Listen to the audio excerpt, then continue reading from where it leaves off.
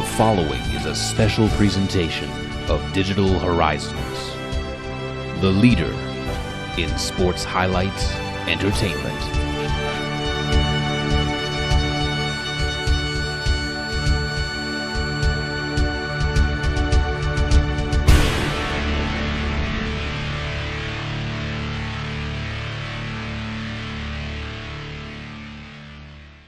Are you ready to start the action here tonight?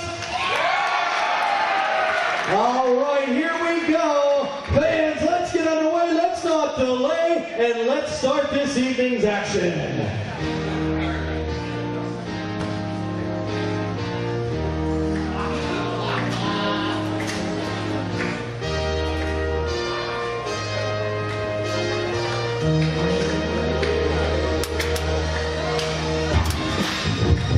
Certainly a very interesting beginning to Super Indy 5. This is the most watched IWC event of the calendar year. This is the Super Indy title tournament. And we officially welcome you to round number one. Joe Dombrowski alongside, as always, Jay Worthington Farnsworth, and soon to be joined by... Ladies and gentlemen, this is the opening round contest in a first round match in the Super Indy tournament. Introducing to you first, making his way to the ring, weighing in at 210 pounds, from the halls of justice, Wonderman, Spectre. As well as Jay Worthington Farnsworth, we are joined one night only by the author of This Side of the Mic, now available on BN.com, former IWC play-by-play man, now Mr. Jeff Gorman. You're back. It's great to have you. Great to see you, Joe and Jay Worthington. It's nice to be back for Super Indy number 5. And it's gotten to be such a huge event. I can't wait, and we're getting started. First man out of the curtain, Wonderman Glenn Spectre, a man pegged as a major odds-on favorite, perhaps the most well-traveled out of any of the IWC's regular roster, and also one of the most popular, but also one of the most eccentric. I love this song. Give it up, Casey and the Sunshine Band, right? You tell me. Well, I know that's the name of the song, but the thing I like about this group of people in the tournament is really anybody could win it and have it not be a big surprise. It's absolutely impossible to predict who's going to win the whole tournament because it could be all 8 guys. There's no underdogs in this tournament. Absolutely right. All 8 earn their way in, either by reputation or qualifying matches. There are no slouches, no buys, no easy grounds for anybody. You got it.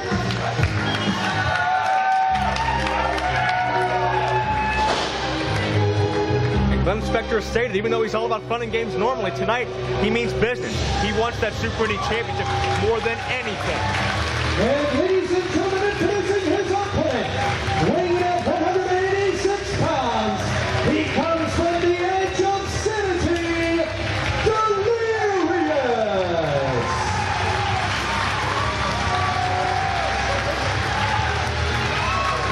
And the thing that's going to make it so important who wins this tournament, this championship. Some kid's hat. Somebody is going to win 3 matches in one night. You know, it's not just like you're winning a title match. You've got to beat 3 of the best opponents anywhere in order to win the tournament and become the Super Indy champion. If you want to be a champion, a Super Indy champion here, you have to show that you're able to do it. We've talked before about championship mentality. This isn't just the mentality, this is the physicality, this is proving your championship material. Can I just mention that Delirious is eating a sign right now? Living up to his name, Delirious. Well, certainly the edge of sanity, a very appropriate hometown for him. Well, at least he's eating one of his own signs. Well, that's true. And Delirious, certainly, if you thought Glenn Spectre was unorthodox, Delirious takes that term to a whole new level. We've seen him once before at IWC, back at No Excuses last summer, defeating Matt Sydal in his debut. A fantastic matchup, gentlemen. That's right. Both those guys really put themselves on the map, as they've been doing all around the country. But both of those guys earned their spot here in IWC, and they're both in the tournament tonight, starting here with Delirious.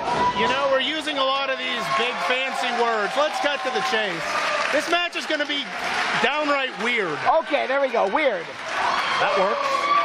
And Delirious, certainly a master of his wizard language speak, and Spectre a master of another special talent that we shouldn't get into right now. But and what in the world? Was that an homage to George the Animal Steel? I think we're going to get homages to just about every strange wrestler. Now wait a second, Delirious is complaining about a pool of mask and they haven't even touched yet. And Glenn is showing him what it looks like.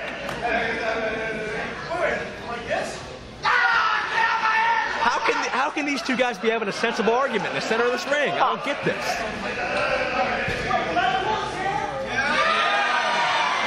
Well, the fans can see it didn't happen, but let's just say there's no shock that this isn't starting out with some arm bars and feeling out process. Right. Oh, it was almost a feeling out process, but sure hell wasn't on the arm. Not so much out as up, really. Well, we know that this tape is going to go to wrestling fans all over the world, but I think it's also going to be shown at several psychiatric conferences around the world. I wouldn't doubt it. As Spectre and Delirious have yet to have much of a technical exchange. Spectre, regardless of the Wonder Woman persona, one of the best technical wrestlers in the world today. He's been to Japan and back several times to prove it. And Delirious, when you get rid of all this falderall he's doing, he can wrestle. One of the best stars to come out of the Midwest in years. Yeah, and it really says a lot about Spectre. He's gotten so good that he can dress up like Wonder Woman and still be taken seriously as a wrestler. That gives him that little extra psychological advantage he lacked in prior years, and it's worked wonders for him so far. We've seen him beat the likes of Chris Hero, Cole Cabana, etc. on down the line here in IWC. And can he add Delirious to that list? Can he make it to the finals of Super Indy 5? Glenn Spectre defeated Shiima Xion to qualify for this. And you talked about how there's no slouches in this tournament, Joe. There's really no slouches among the people who didn't even get to make it into the tournament. That's right. You know, Shiima Xion was in it last year. Jason Gory was in it last year. And, you know, there's still very big parts of the IWC roster. Beautiful technical counter to a side headlock takeover by Delirious. You know, Glenn Spectre touched on it in that video package that the live crowd saw a moment ago. This is Spectre's third Super Indy tournament. In each prior year, as a quick cover attempt, in each prior year, Spectre was defeated by the eventual winner, Chris Sabin, at Super Indy 3, and John McChesney at Super Indy 4. It's taken the very best to beat Glenn. Well, this is the time for Glenn to cash it in. It's his third chance, and I think really if there's pressure on anybody, it's on Glenn Spectre. He wants to finally show that he can win the big one, and we'll see if he can do it tonight. Delirious out of the head scissors, and Spectre, Jeff, would you like to call that? What does Spectre want?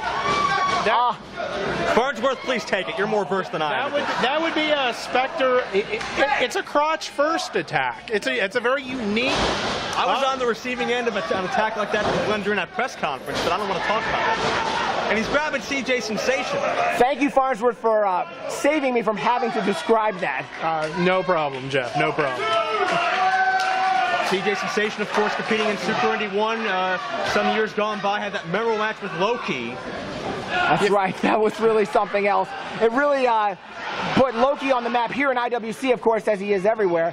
But Sensation looked very good in that match. He took an incredible beating, and he still almost won.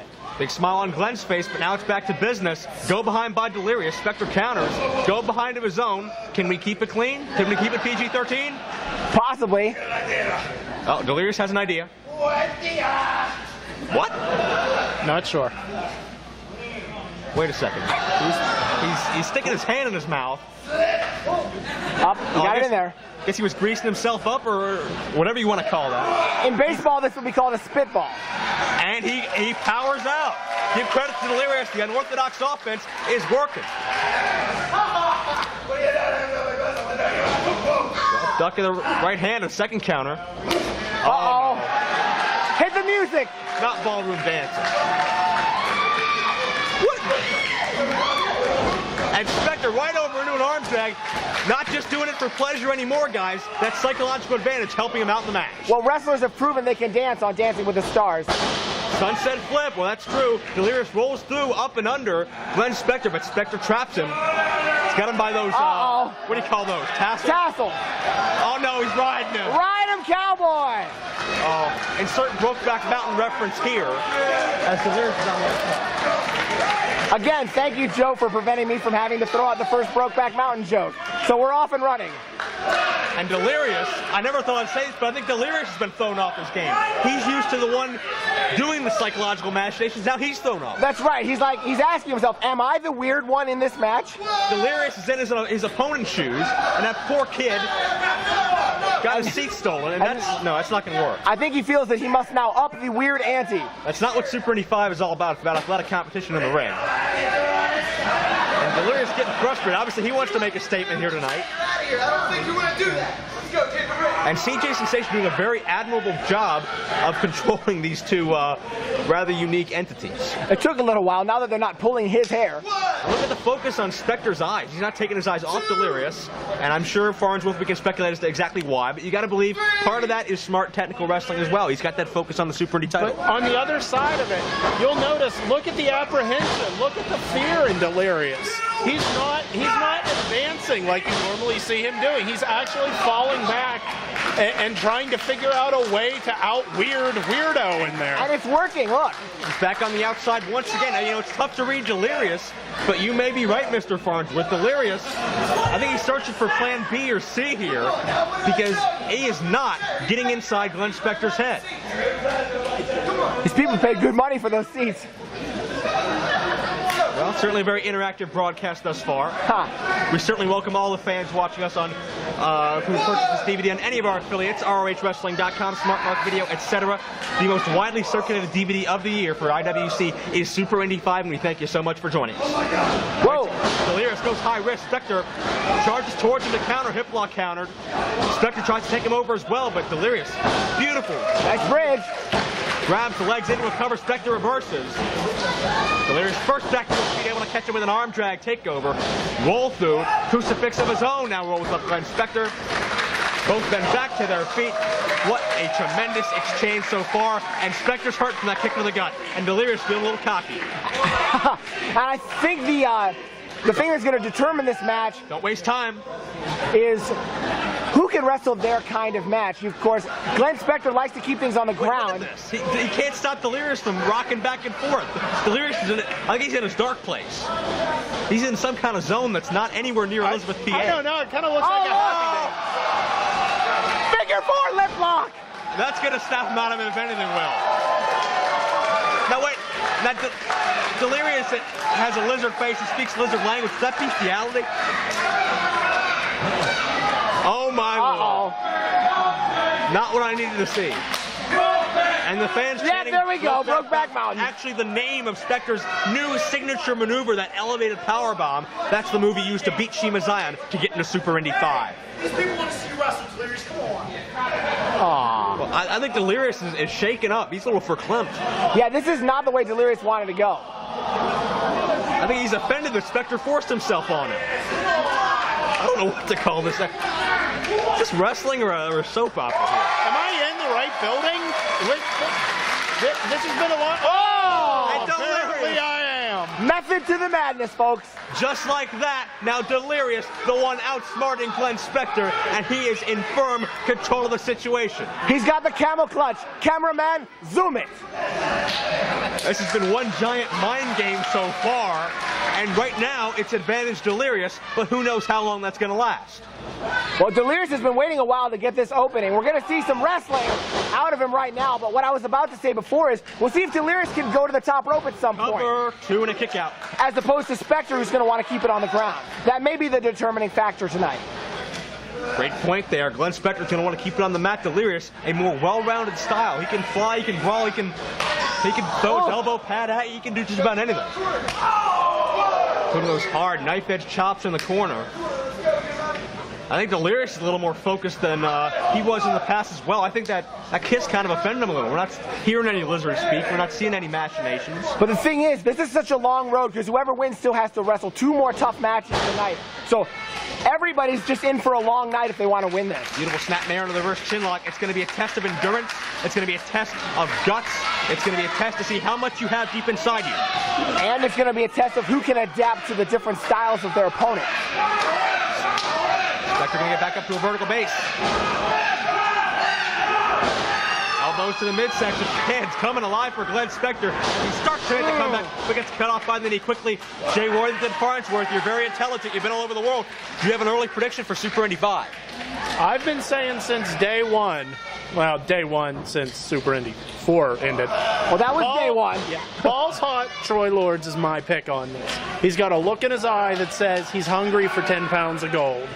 It's actually hard to disagree with you these days after what we've seen Troy Lords pull out in the latter half of 2005 as well as 2006 so far. But right now, Delirious letting himself get distracted by a capacity crowd. Spectre slowly inching his way back to his feet, and that's not good news for anybody.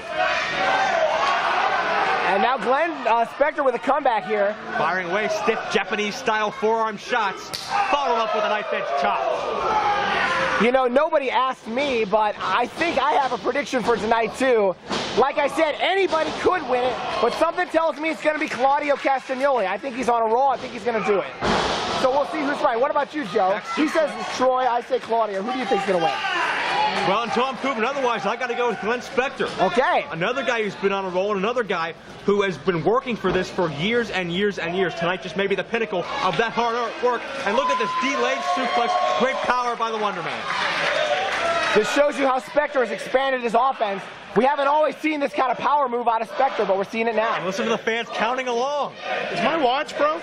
No, I don't think so. Because apparently it's 6 o'clock. And Glenn might be going for the record here. Or he may pass out. 25 the fans counted to. Unbelievable. Cover, can that get 3? All the blood rushing to Delirious' head, but one can argue if that's even going to do any damage. Or it's going to bring all the blood to his head. It may knock some sense into Delirious. Have you gentlemen ever seen a 25-second vertical suplex before? I don't think I have. Not even by somebody like Davey Boy Smith or anything. Delirious gets that foot up. Tornado DDT coming up. No, Glenn Spectre hangs on, counters. With an open hand thrust there.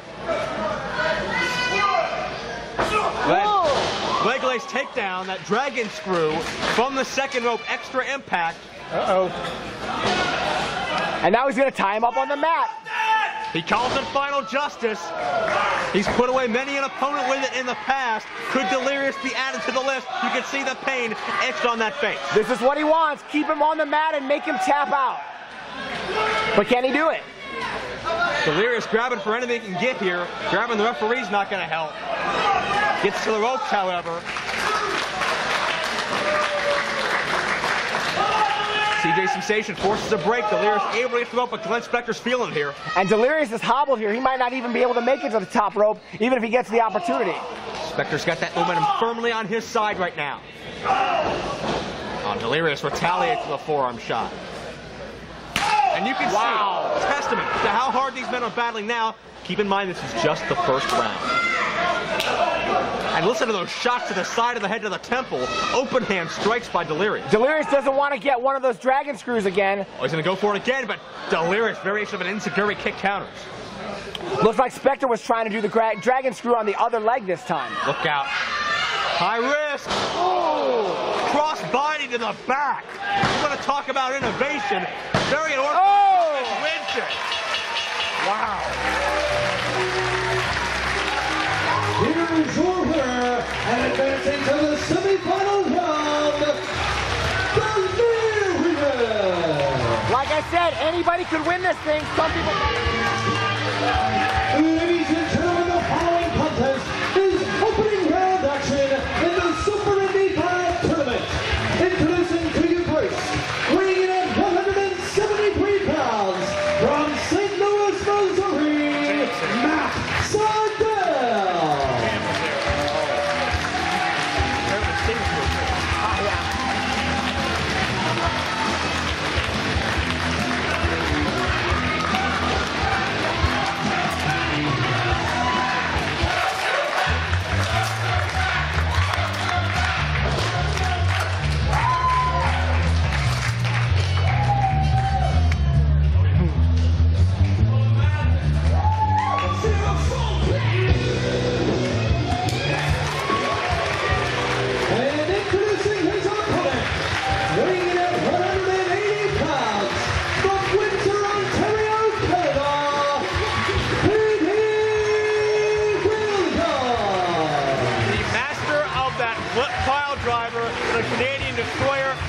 captain of Team Canada.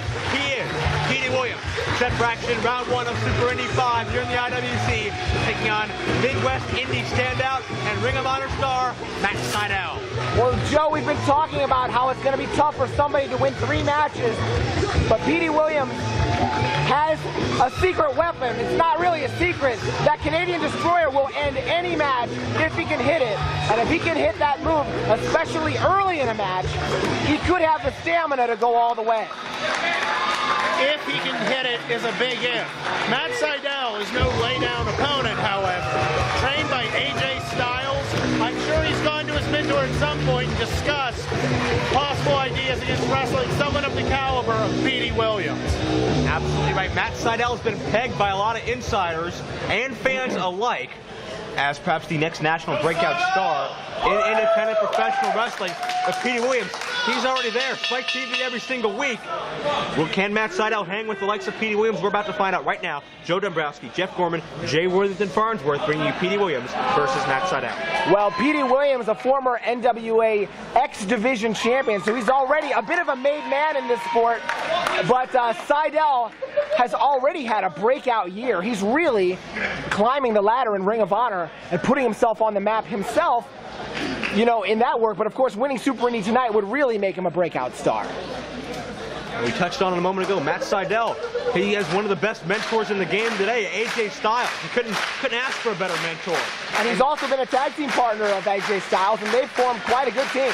Right, you are. So certainly, Sydal has all the background and all the training to go as far as possible in this business. Quick go behind by Sydal. Petey, quick to reach those. Petey's had some Super Indy title matches before. He's faced John McChesney during his title reign, so certainly he's no stranger to competition for that title in this organization.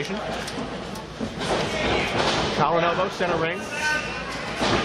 Both these guys in very good shape. They're both going to have the stamina to go all the way if they can make it to the final. Very interesting to see these two men matched up in first round competition as side headlock takeover.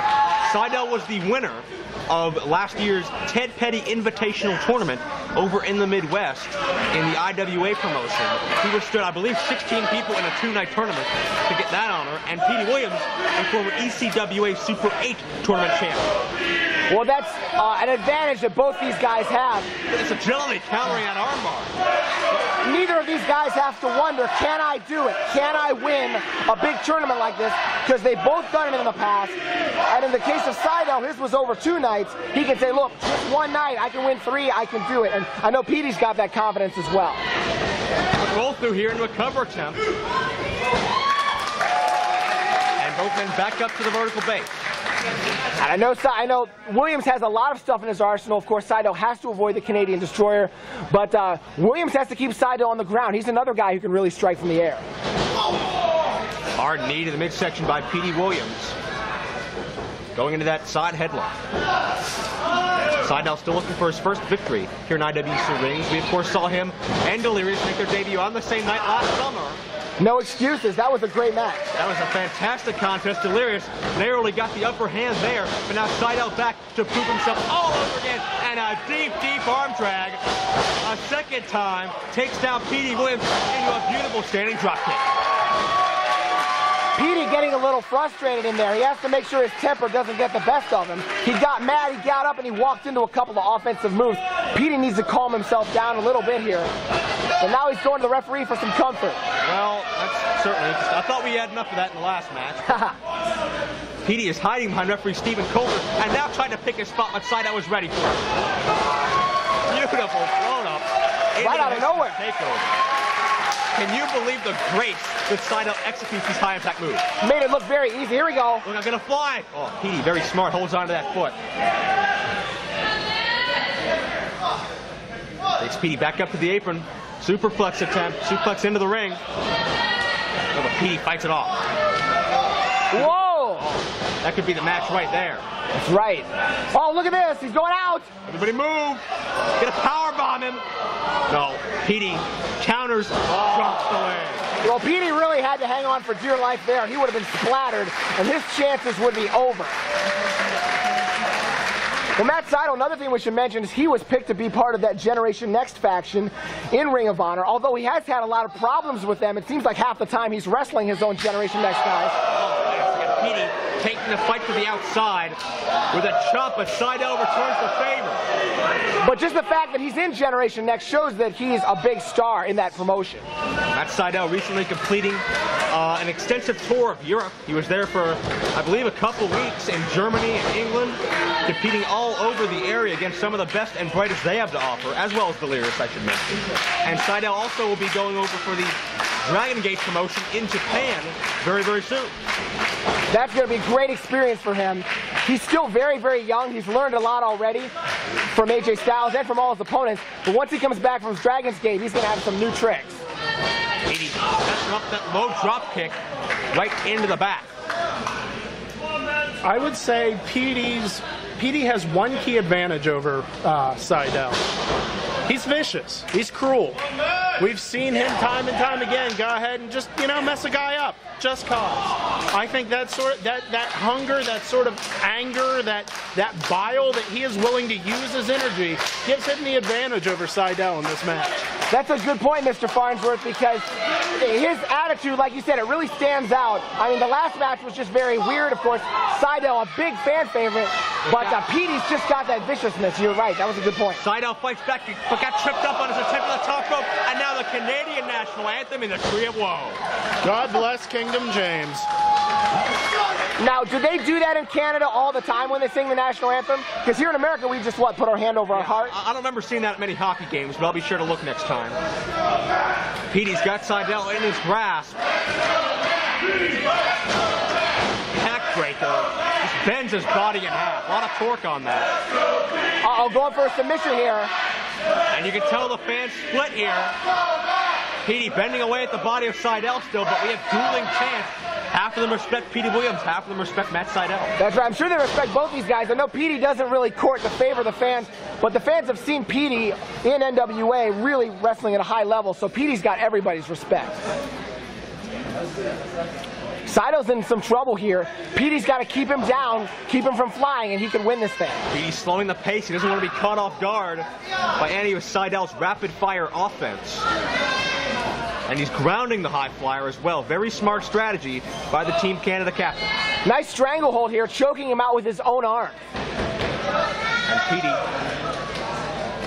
putting pain and pressure on Sydal while at the same time trying to think up a future strategy. It's so hard to think as quick as Matt Sydal moves. Yeah, that's right. And Petey gets so much publicity for his Canadian Destroyer because it's such a great move, but he's got so much more in his arsenal as well, and we're seeing it right now. Elbows to counter out, but Petey catches him, tilt-a-whirl. Sydal counters into Gory, ducked by Petey as well. Elevates him overhead with a German suplex, folds up the body of Sydal. And again, this gives Petey some time to contemplate his next move. He's going to go for pin here. Got him here. No, Sydal kicks out. Very tight cover by Petey, but could not quite get the job done. Come on, Matt. What do you got, huh? Now we've got the Canadian ego of Petey Williams coming into play. That's not going to do him any favors in a tournament like this.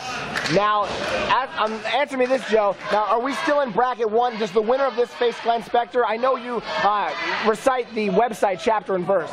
Well, to my knowledge, the winner will go on to meet Delirious in round number 2. Oh, Delirious, that's right, my bad. Cover, count of 2, kick out. Certainly Matt Sydal knows Delirious very well, but you got to believe that Delirious and Petey have crossed paths as well, and what a tremendous encounter that would be. Let's go, man. And Petey patronizing these fans here. I know when I'm being patronized, and this is one of those times. He's patronizing the fans. He's also getting a little further into Matt Sydal's head. Oh, but it's firing him up, it looks like. Sydal getting pretty further into Petey Williams' chest with those chops. Now time for Petey. Attempting the whip, but Sydal puts the brakes on. Sydal trying to psych himself up. He's feeling it. Come back at 10, but Petey meets him with a forearm. But Sydal meets him. Out of nowhere. Petey did not see that coming. Huge spinning heel kick. It looks like Sydal didn't quite land that right. He may have landed on the back of his head after connecting. He's slow to get up. That's been taken out of both these men. And Sydal, we talked about it, has to will himself past his normal limits in order to survive here in the first round and in the tournament in general. both men meet each other, punch for punch, back at the center of the ring. We talked about it before, Jeff, but how evenly matched these matches have been really all throughout the day so far. And just looking at the 8 guys, I mean, it's really impossible to make an accurate prediction. I mean, I've never seen this balanced a field. Huge pair of clotheslines by Sydal as he starts to mount the comeback. As Petey where he wants him, setting him up for something here. For the ride, Petey reverses. Sydal up and over, beautiful backslide. Can you believe the agility, but he can't get the read. That's going to get the Oklahoma roll here. The Mahi Straw style roll up here, but Petey kicks out as well. I like how Sydal's diversifying his offense. Look out. Oh my God. Drapes the leg across the neck, drives him down, almost got the read. He gave him a left-handed punch and then a right-footed kick and then went into these other moves. Sydal really hitting Petey from just about every angle right now. A very inventive leg drop slash kick. I've never seen that before. Have you? It's a little bit different. Certainly an IWC first for Matt Sydal as he starts to elevate to the top turnbuckle. Gonna take a risk here. Sydal going for all or nothing. Oh. Shooting star, but had the presence of mind to land on his feet. Yeah, he's okay. Petey counters. Flips over to get the momentum into the side Russian leg sweep, and he's gonna give the signal, Jeff. Here it comes. Gentlemen, he's gonna start reeling him in. You know what's coming up next. He's going to go for that Canadian Destroyer, and Sydal is in really bad shape. This is when Petey has to go for it. Announcers have dubbed it a 6-foot pile driver. And now Petey. No, Sydal got out. Sydal counters. Not sure Petey was going to go for it or not. Ooh. Petey jars the neck, takes him over. Chancery into a swinging neck breaker. Has the pinfall, has 3. No. You see, Petey got him with a quick shot to the eyes that got him out of trouble, and then he hit that neck breaker. And the ref, I don't think, was able to see it. And Petey Williams, look at the look on his face, did not expect this much fight out of Matt Sydal, and probably didn't expect this much crowd support either. And he's frustrated that he didn't get to hit his big move either. And now the chants for both sides seem to be increasing. Yeah, the Petey chants are getting stronger, and the whole building seems to be chanting for Sydal too. Petey Williams tries to send him in. Hits him into the far corner. Sydal gets the foot up. Second turnbuckle on the inside. Oh, went for a drop kick. Missed. Nice kick out there by Sydal. He's trying to hit a big flying move, but it's not happening for him Wait yet. a second. Uh-oh. Petey Williams, sharpshooter. The big mistake was Sydal undershooting the drop kick. Oh, he got it in there. He's going to have to tap out. And Petey's got to cinched it tight. He's down to one knee. Extra torque. That's really good. Oh, Sydal's got Petey back to his feet now. Petey's lost a lot of momentum, but he traps the arm. Yeah, that's right. He wasn't able to reach the ropes. Sydal running out of parts to reach that rope with. He got it. Sydal into the rope. This match is still alive. I thought Petey had it won with that sharpshooter. He really had it tight, and he had it right in the middle of the ring, but Sydal had the guts to get out of it. We've seen many men tap out to that sharpshooter before, but Matt Sydal was not one of them. That's probably the #1 submission move in all of Canada. And certain parts of Mexico. You have to believe that Petey Williams is he doesn't want this match to go any longer than it has to. He has to be looking for that move at any given, that put away move, any given moment here. You may be seeing it right here as Petey perches Sydal precariously on that top turnbuckle. Sydal tries to elbow his way out of it. Very dangerous territory they're up right now. Sydal gets his legs back to the inside, but Petey still fights him off. You know, Sydal's still going for that one big high-flying move, but Petey is not letting him have it. Uh-oh. This is not going to be pretty. Whatever it's going to be, Petey hooks the... Sydal hanging on. Powerbomb coming up. Sydal counters in an overhead. Hurricane Runner has him tapped out. The stakes keep raising, but the kickouts keep coming. Here it comes! Good night, Destroyer! No! Sydal counters again! Woo! Standing moonsault! Power! Sydal wins!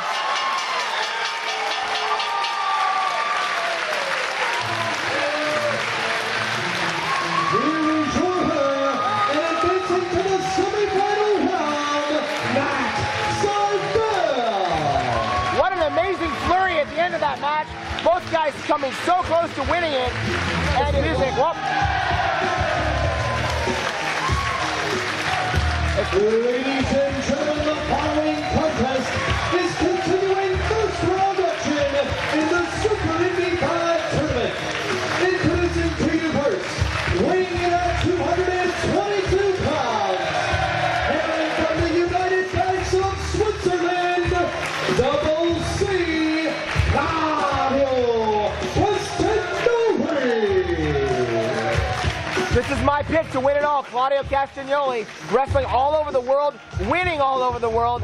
I think he's just on a real hot streak, and I think he's going to win it tonight. He's been winning a lot of matches lately. And if you want to talk hot streaks, look at that outfit. That man knows how to dress. That cost a lot of euros. Swiss money-making man set for quarterfinal round competition against a guy who's been red hot, no pun intended. And ladies and gentlemen, introducing to you, weighing in at 190 pounds, from West Hollywood, California, Baltimore, Troy Lord. And Jeff, this is going to be a pick versus pick match, because this is my pick.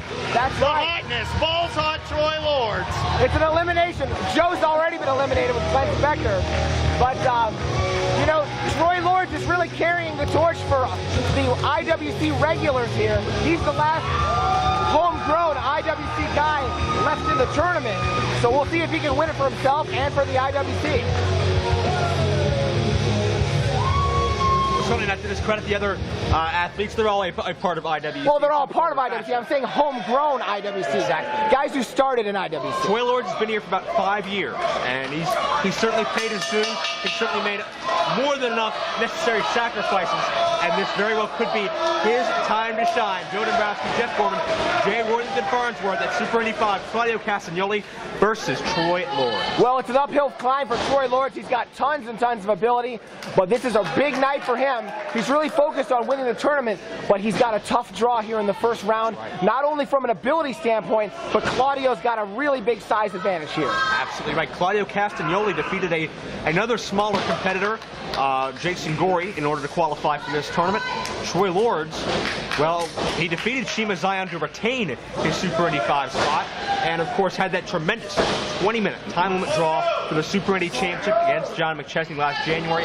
That's what gave him the right to enter this tournament, and certainly justifiably so, regardless of what Shiima Xion might say. Well, that's really a match. I mean, no, you mentioned that Lords has been here a long time, but that's really a match that put Troy Lords on the map. Taken seriously as a serious title contender. He's had a lot of title shots in the past. He really had to get over his previous association with sexual harassment. Some people still didn't take him seriously, but now everyone knows that Troy Lords is all business in there. Well, ever since Troy Lords has been out on his own, he seems to have really excelled. We had sexual harassment. We had the Velvet Mafia, the Ohio Players. You can list. Troy Lords had spent many years as a follower. Now he's finally stepping up to lead himself, and clearly it's working very well for him. And it's a smart move here by Lords to try to tie up Castagnoli's legs, neutralizing that size advantage. But it's so tough to control legs that big. You know, were anyone else, I would say this is the equivalent of using an Abrams tank to take out a fly. However, balls hot Troy Lords, you'll notice he had been taking the fight right to Claudio Castagnoli, not looking for a weak spot, not trying to feel it out. He went at him 100%. And Claudio just so smooth in that ring, stringing these moves together. Quick roll up here, down to 2. Has such a wide variety of styles since he's wrestles all over the world, and he just gets better and better every time. On our Super Indy Spotlight interview feature on IWCWrestling.com, Troy Lords stated he doesn't just want the Super Indy title, he needs it. He needs it to show all these years of sacrifice have finally paid off, and he's finally reached that top of the mountain. He doesn't have international tours. He doesn't have big TV tapings. This is the one and only most important moment in Troy Lords' career tonight. Well, that's the kind of attitude that could actually win it for Troy Lords. You got to come in there with some fire, with something special, especially when you're going to have such an uphill uphill climb, and I mean everybody in this tournament has an uphill climb to beat 3 opponents in one night. So Lords could do it if he comes in with that attitude. What do you think the height difference is there? Is that 8 inches? Is that a foot? My God, I'd have to say a good maybe 6, 7 8 inches, yeah. Wait a second. But look at Lords counter out of Claudio's grasp, take him down with an arm drag. Lords has to do the best with what he's got here. Certainly not the most ideal of circumstances, able to snap off the head scissors. He's riding him like a Sidekick connects. Like a jungle gym. And that was a good move. Lords needs those kind of quick strikes like that sidekick to keep Claudio reeling. Man, what a night there. You realize Troy Lords has only had one opportunity at the Super Indy titles over the past 3 years. And it's been a long time, too, so now this is his big chance. You'd have to go back to the era of Hentai's title reign to find Troy Lords' last title shot at this championship. And tonight, he has a chance to prove that all along, he's really been in contention. Somebody's going to prove it tonight by winning the whole thing. Cover 2. Claudio has that big frame on top of Lords, but not enough to keep Lords down. Lords has been training so diligently, not just for this tournament, but over the past 6 months. Farnsworth, you can testify to this as well. Troy Lords has been like a whole new man ever since he's been out on his own. Testify. And you had pinpointed it earlier. It was the betrayal and the collapse of the Ohio players that all of a sudden you started seeing a look in his eye, a certain way he carried himself. It was almost as if he realized he was better than what he had previously thought. He started showing what he was worth.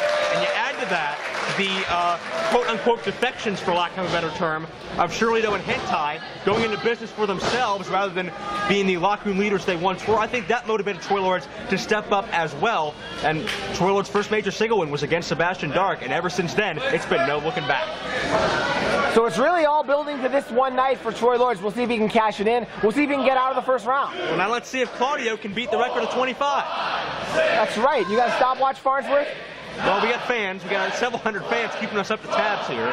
But are they official? Well, I don't know. I mean, this is a world-traveled Farnsworth here we got. I don't think we have a judge in attendance. Rolexes do not have stopwatches on them, Jeff. I'm terribly sorry. Oh, man. I need to take mine back. Glenn's record for the night's been broken. We're past 30. We're more than halfway to a full minute. And he's walking around with them. Good God.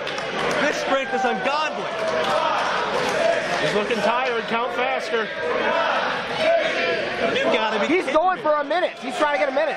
You have got to be kidding me.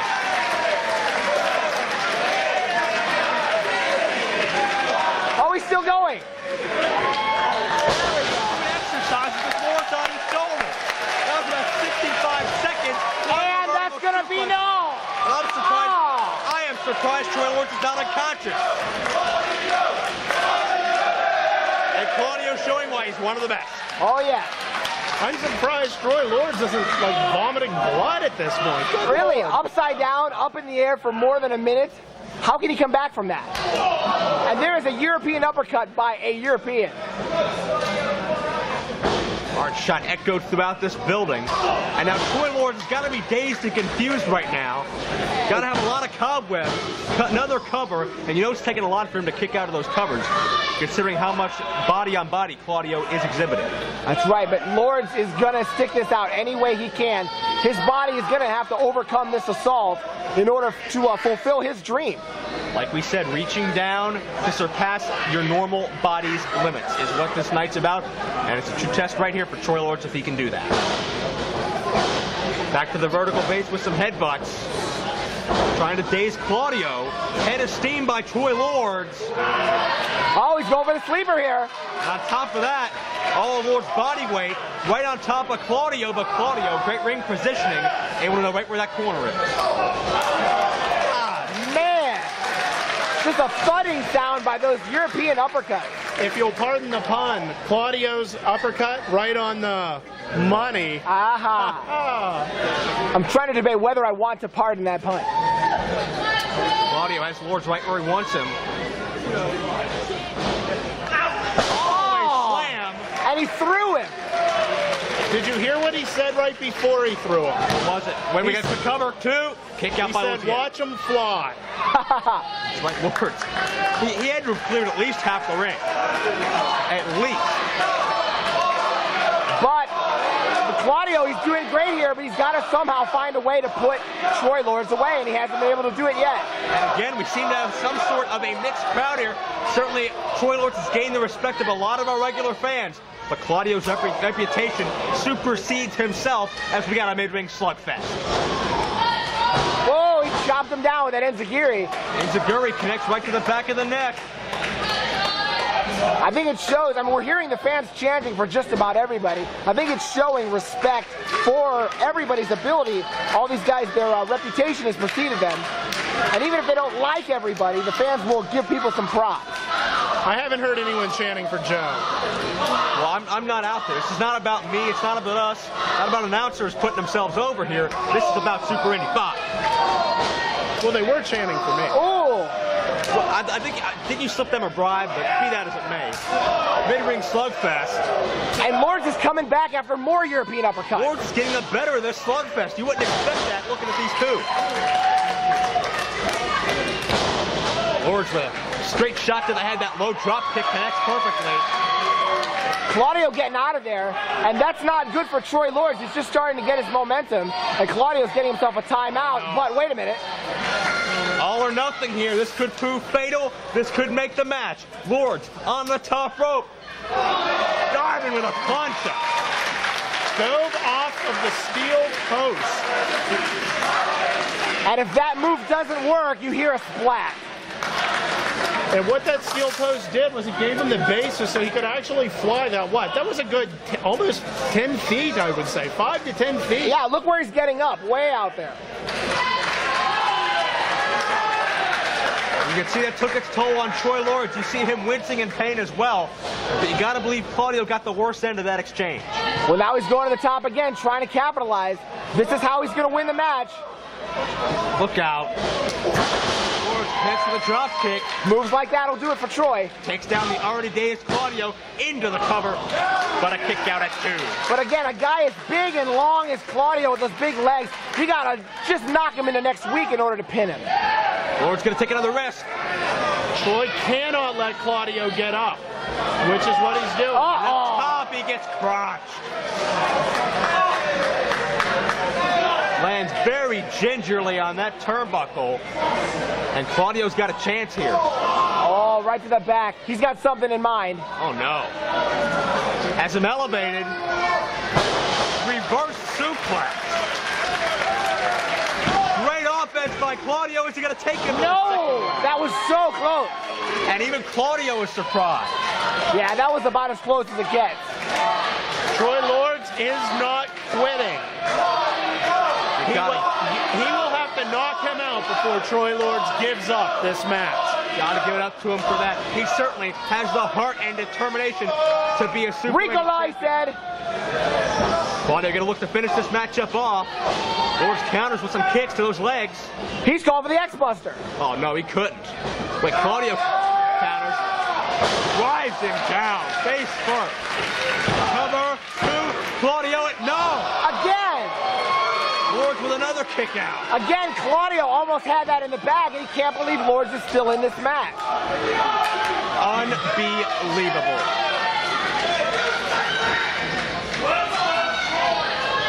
Another case of athletes here going above and beyond our expectations, and that's saying something.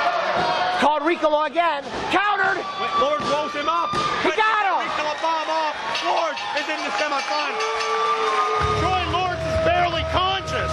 I'm surprised he won, and I'm voting for him. Advancing to the semifinal round, balls hot, Troy Lords. Well, my guy is out. Farnsworth, you got Troy Lords. He's the only one of us whose pick is still alive. Claudio can't believe it. He thought he had this match won. But such an uphill battle, such a gutsy performance.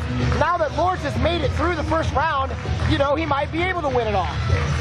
That's the first step. Claudio absolutely gobsmacked. I think he thought it was in the bag.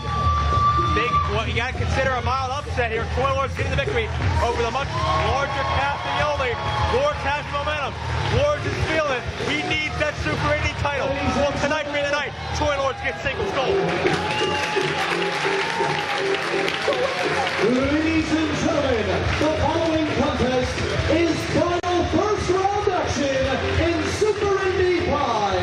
Introducing to you first, he represents the Rottweilers, weighing in at 197 pounds from Los Angeles, California. And here is Ricky Reyes.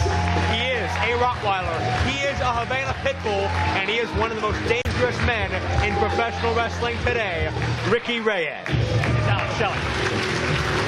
And ladies and gentlemen, introducing his opponent from Southwest Detroit, weighing in at 199 pounds, Alex Shelley.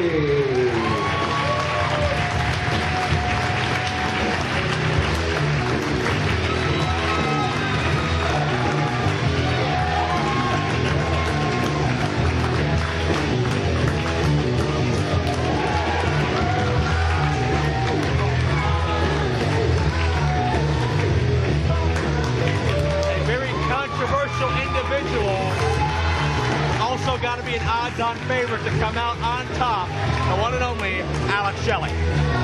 When you were added to this tournament, when Milano Collection AT was not able to appear, but it's just great that we were able to get another guy who was not already on the show, somebody who was really worthy to be in the ring with the other 7 guys in this tournament, and Shelley is right up there.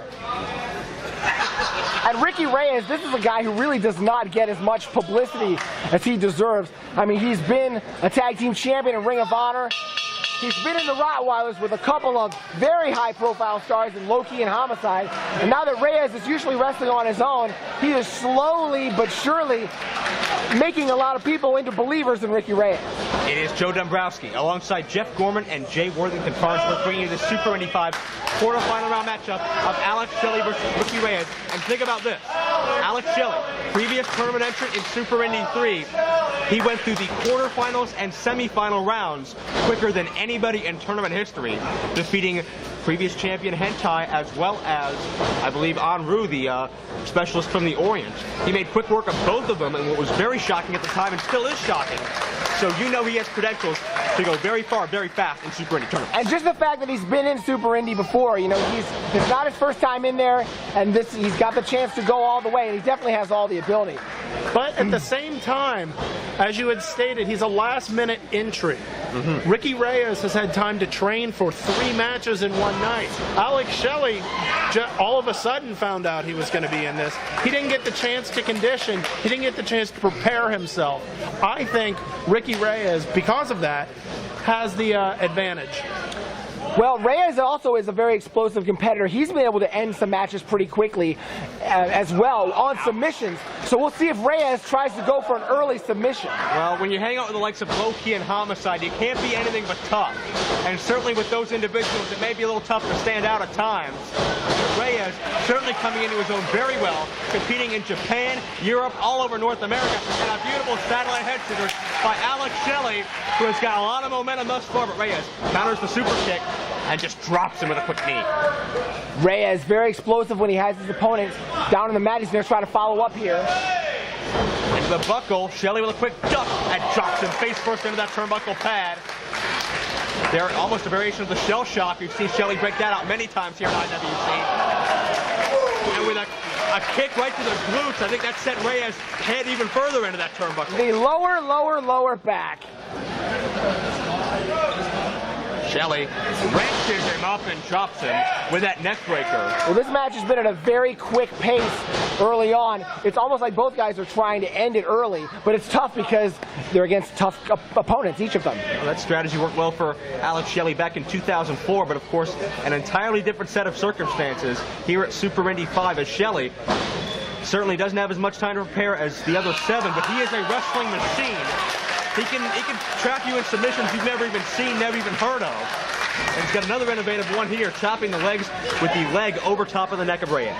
And Joe, you're talking about how Alex Shelley has really been making a lot of things happen, literally stirring up a lot of trouble with this paparazzi cam in TNA.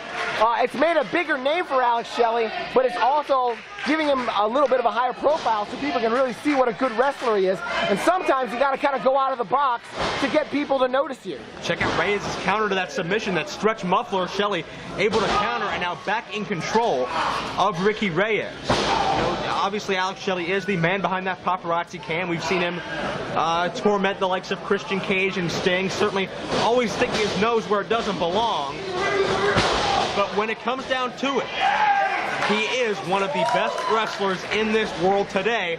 Springboard, K-Brada connects beautifully. Deep hook in the leg, but only a count of 2. That's right, Joe and Farnsworth. Sooner or later, Alex Shelley is going to come up with that big win that puts him on the map for his wrestling ability, and it could happen tonight. Exactly.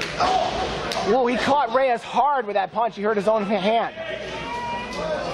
Yeah, and Reyes hurt, although let's be honest, I think it's going to take more than a good solid punch to put out Reyes.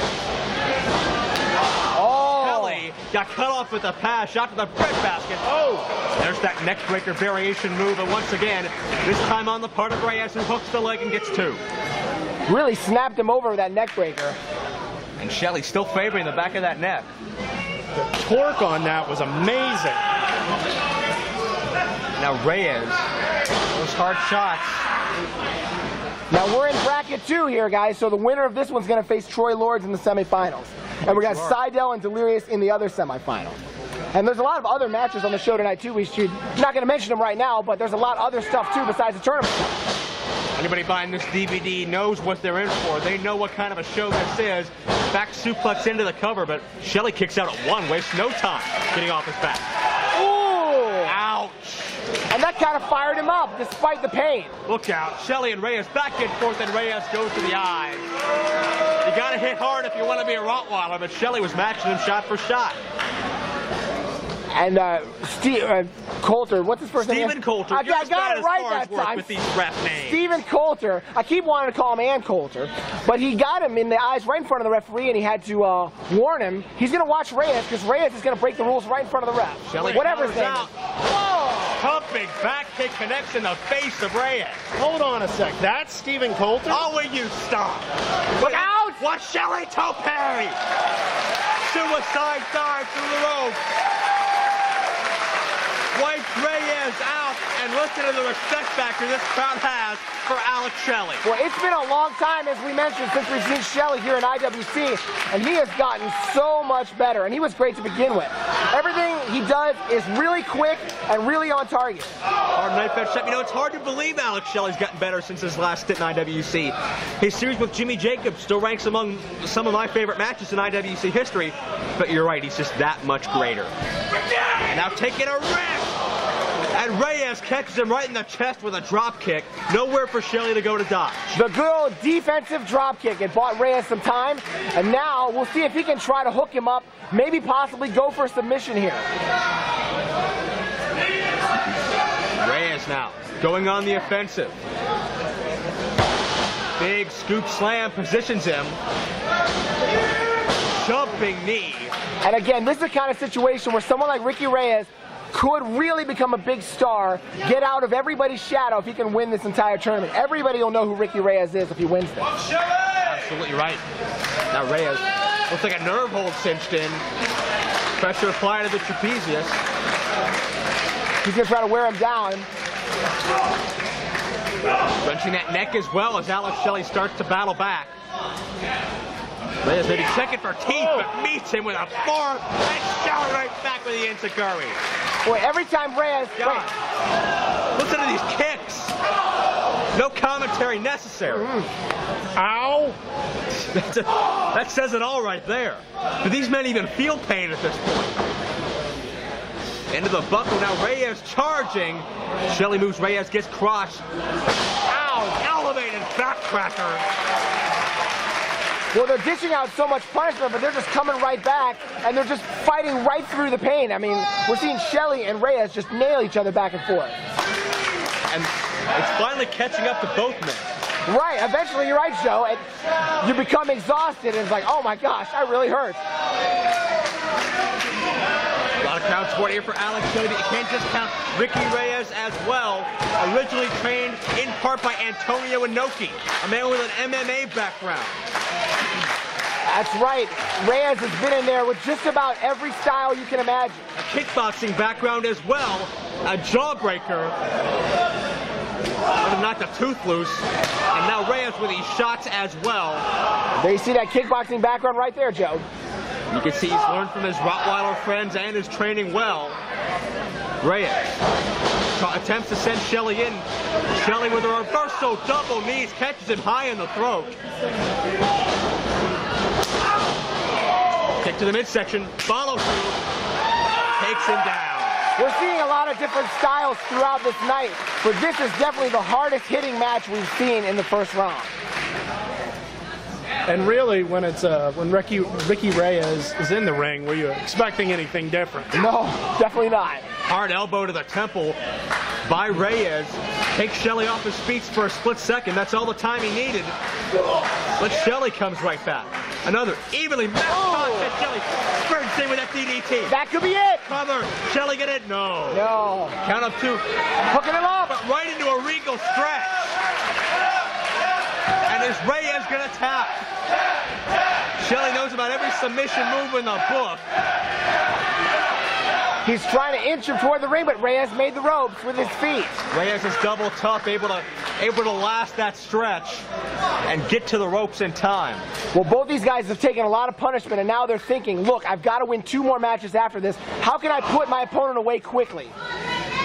Hard kick by Shelley, setting him up for shell shock. That's how you do it. He puts Selman away in IWC with that move. I haven't seen it in a while, however. Reyes had it scouted, counter with a neckbreaker. Oh, Fisherman Buster. Beautifully done by Reyes. Gonna be all here? No. No. You saw Reyes hit those 2 moves back to back. As soon as he got up from that neckbreaker, he went right into the Fisherman Buster, thinking both of those moves could put Shelley away, but it didn't. My God, take a breath. Action has been unbelievable in this match. Forearm shot by Reyes. Another series of hard kicks. Shelley kept him. Went that well once too often. Dragon screw leg whip by Shelley. Charging in, missing that forearm. And he's calling Ricky's name before some of these moves. Well, off the top he did it, he did it right there. That's telegraphed move. Wait, Shelley gonna go for slice spread number 2 here. He's got to hijack this move, it's one of his own. He's been finishing off a lot of opponents with that TNA, but Reyes countered it. And now Shelley with a brain buster. And going up. Shelley thinks he could win it right here. High risk for Shelley, taking a chance. Oh, splash! He really hit it. Hooks him, and no! He was shifting his weight instead of laying on top of him, going from a vertical press to sitting on him, and that cost him. That's right, Farnsworth. I don't know if he was... Oh! Look out! Dragon Sleeper has a body scissors. No choice to tap. He wasted no chance, no time in tapping. Reyes wins. Your winner by submission, Ricky Reyes. And you can see how quickly he locked that move on. We talked about the big move that Petey Williams had. That's a very quick submission move.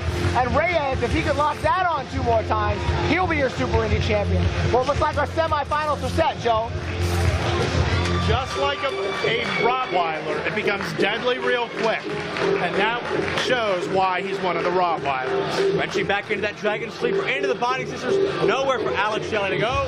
And coming up in the next round, Ricky Reyes takes on the Red Hot Troy Lord. Ladies and gentlemen, introducing one member of the Unholy Alliance, here is Sebastian. Well, it's supposed to be be a six-man tag, a rematch of the War of Attrition from last February. Unholy Alliance versus Dean Radford, Dennis Gregory, and Bolen. But Hentai has the Super Indy High Challenge on his mind. He is not going to be involved in this matchup. But the Unholy Alliance says they have a mystery partner. We have no idea who it is. Dark Doe and somebody. Jeff Gorman, do you have any idea who this mystery partner is? I don't. I was wondering how Hentai was going to wrestle twice, but then they this is Doe's music. It was a little bit of old school. I don't know if that's supposed to be. Introducing the leader of the Unholy Alliance. He is the reigning IWC champion, Shirley.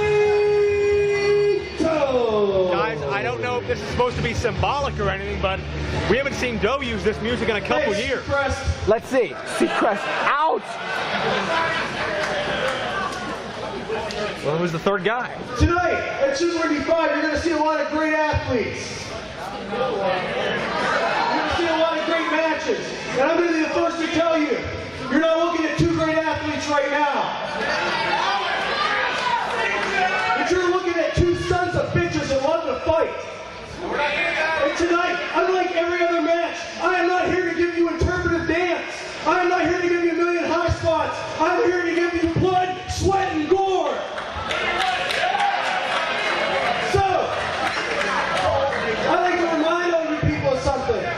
Way back at the first Super Indy, I teamed with someone that hates Denny Gregory more than me. And you know what? I needed somebody tonight. Wait a second. So I reached out, and I'm going to bring out. I'm trying to remember who was his partner. IWC champion ever. Oh no!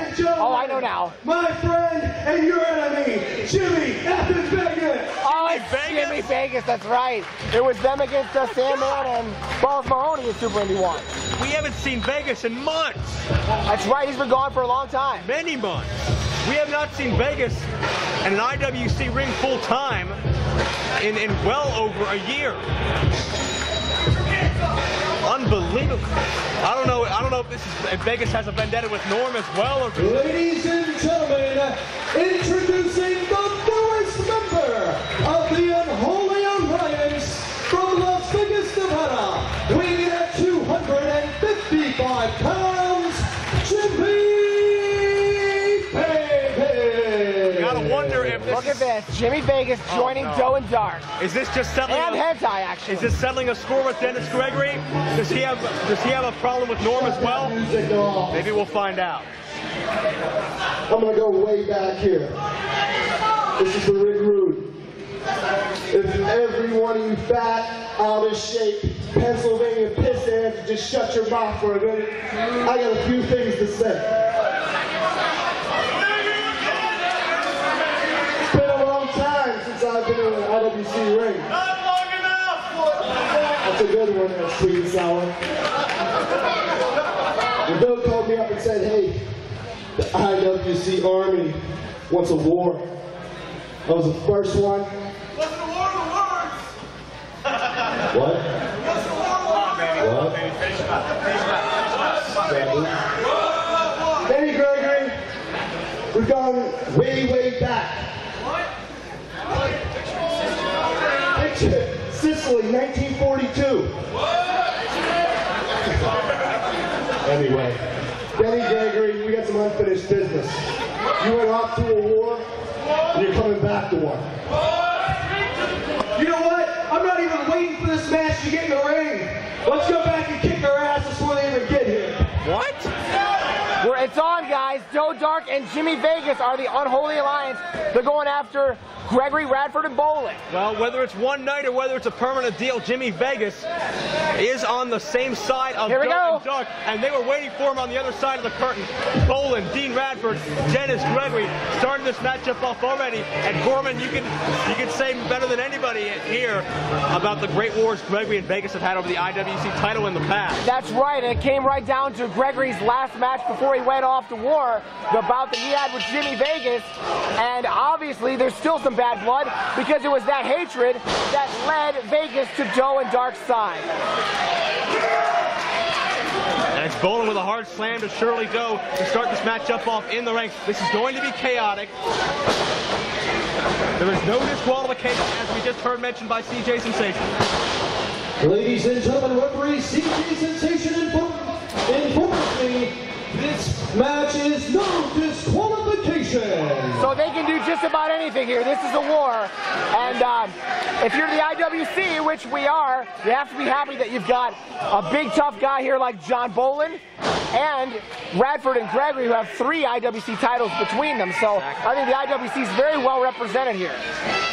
See Radford trying to go again. Radford, a lot of long history with the Unholy Alliance. He was kidnapped by the Unholy Alliance last summer, stuffed in a car trunk, left for dead in the desert, finally came back and has been vowing vengeance ever since. Radford has had a one-track mind on the Unholy Alliance and getting them out of IWC. I would vow vengeance too if someone did that to me. And now attacking to Dennis Gregory. He has a lot of history with Shirley as well. Of course, Gregory spent a year fighting for his country in the Middle East. Comes back, now he has to fight for his home promotion. Gregory pinned Shirley recently in a tag team encounter. And was also screwed out of repeated title shots thanks to interference from that Unholy Alliance, costing Gregory what may have been his 3-time reign as IWC champion. Oh, stop crying. What's the matter, Farnsworth? Oh, it's so sad. Poor Danny Gregory got screwed out of the title.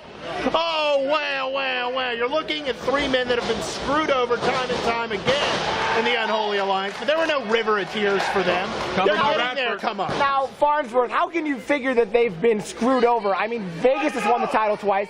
Doe's one that had the title since... longest reigning champion ever. For the last 16 months. Well, what do they have to complain about? Why are these anti-IWC guys, why are they against us? I've been gone. I really want to know why they are against the IWC. Can someone enlighten me? I haven't been here. Joe, explain my point to the man. No, I'm gonna explain the truth, and that's the fact that Doe and Hentai got a little big-headed. I don't know if Dark got in there or what, but they want the world on a silver platter. They want all this respect, and they were getting all this respect, but for some reason they thought it wasn't benefiting them as much as they'd like to. So they went into business for themselves, and now they want to mold IWC into their own personal sick playground. Okay, that's a pretty decent explanation. Although, if they want the things that way, there's going to be some guys here that are going to fight them for it. And I'm glad to see these guys standing up for the IWC, because this is a promotion that's, you know, it's really meant a lot to all of us, and I think that somebody should fight for it if Doe wants to take it over. For whatever reason, Doe and Hentai and Dark hate what IWC have become. They hate what the athletes in IWC have become, when they used to be a mentor and role model to this entire locker room, especially a lot of the younger stars. They just turned their backs on the entire organization. Well, if you heard what Doe said at the beginning, talking about the other wrestlers on the show, and, you know, saying that maybe they're a little too pretty, maybe a little bit too athletic. Yeah, quick sunset flip by Dark. I'm amazed that we have tags in this matchup thus far. It is no disqualification, and we see a triple team in the corner. CJ Sensation. Yeah, ref said no DQ, so come on in if you want to stop it. You know, I can't do anything. Trying to restore order here. Not working too well. And, you know, Sensation's really doing the right thing. I mean, he's not enforcing the rules, but there are no rules to enforce, so he's actually making the right call. Sensation is helpless here. He can administer a 5 count out of force of habit, but that's about it.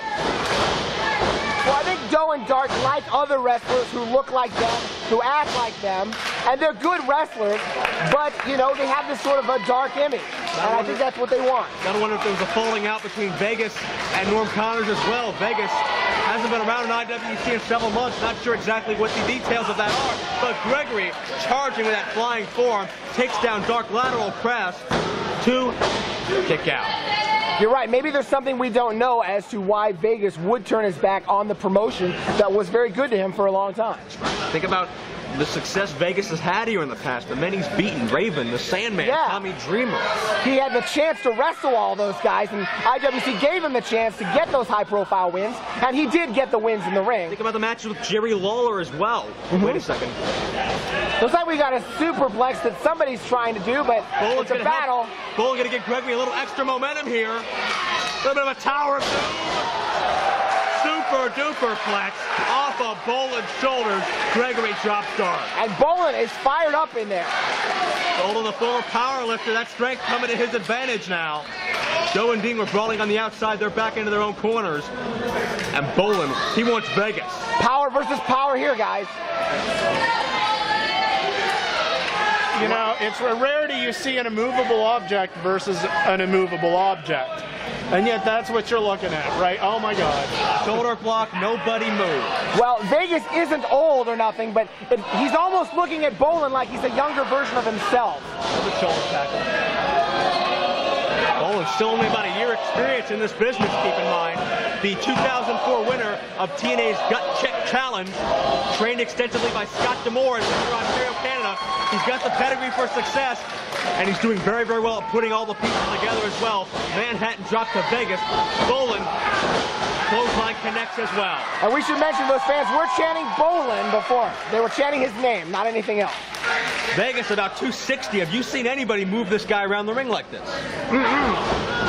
And Vegas needs a tag, but he's going to keep going after Bolen. Vegas to the eyes.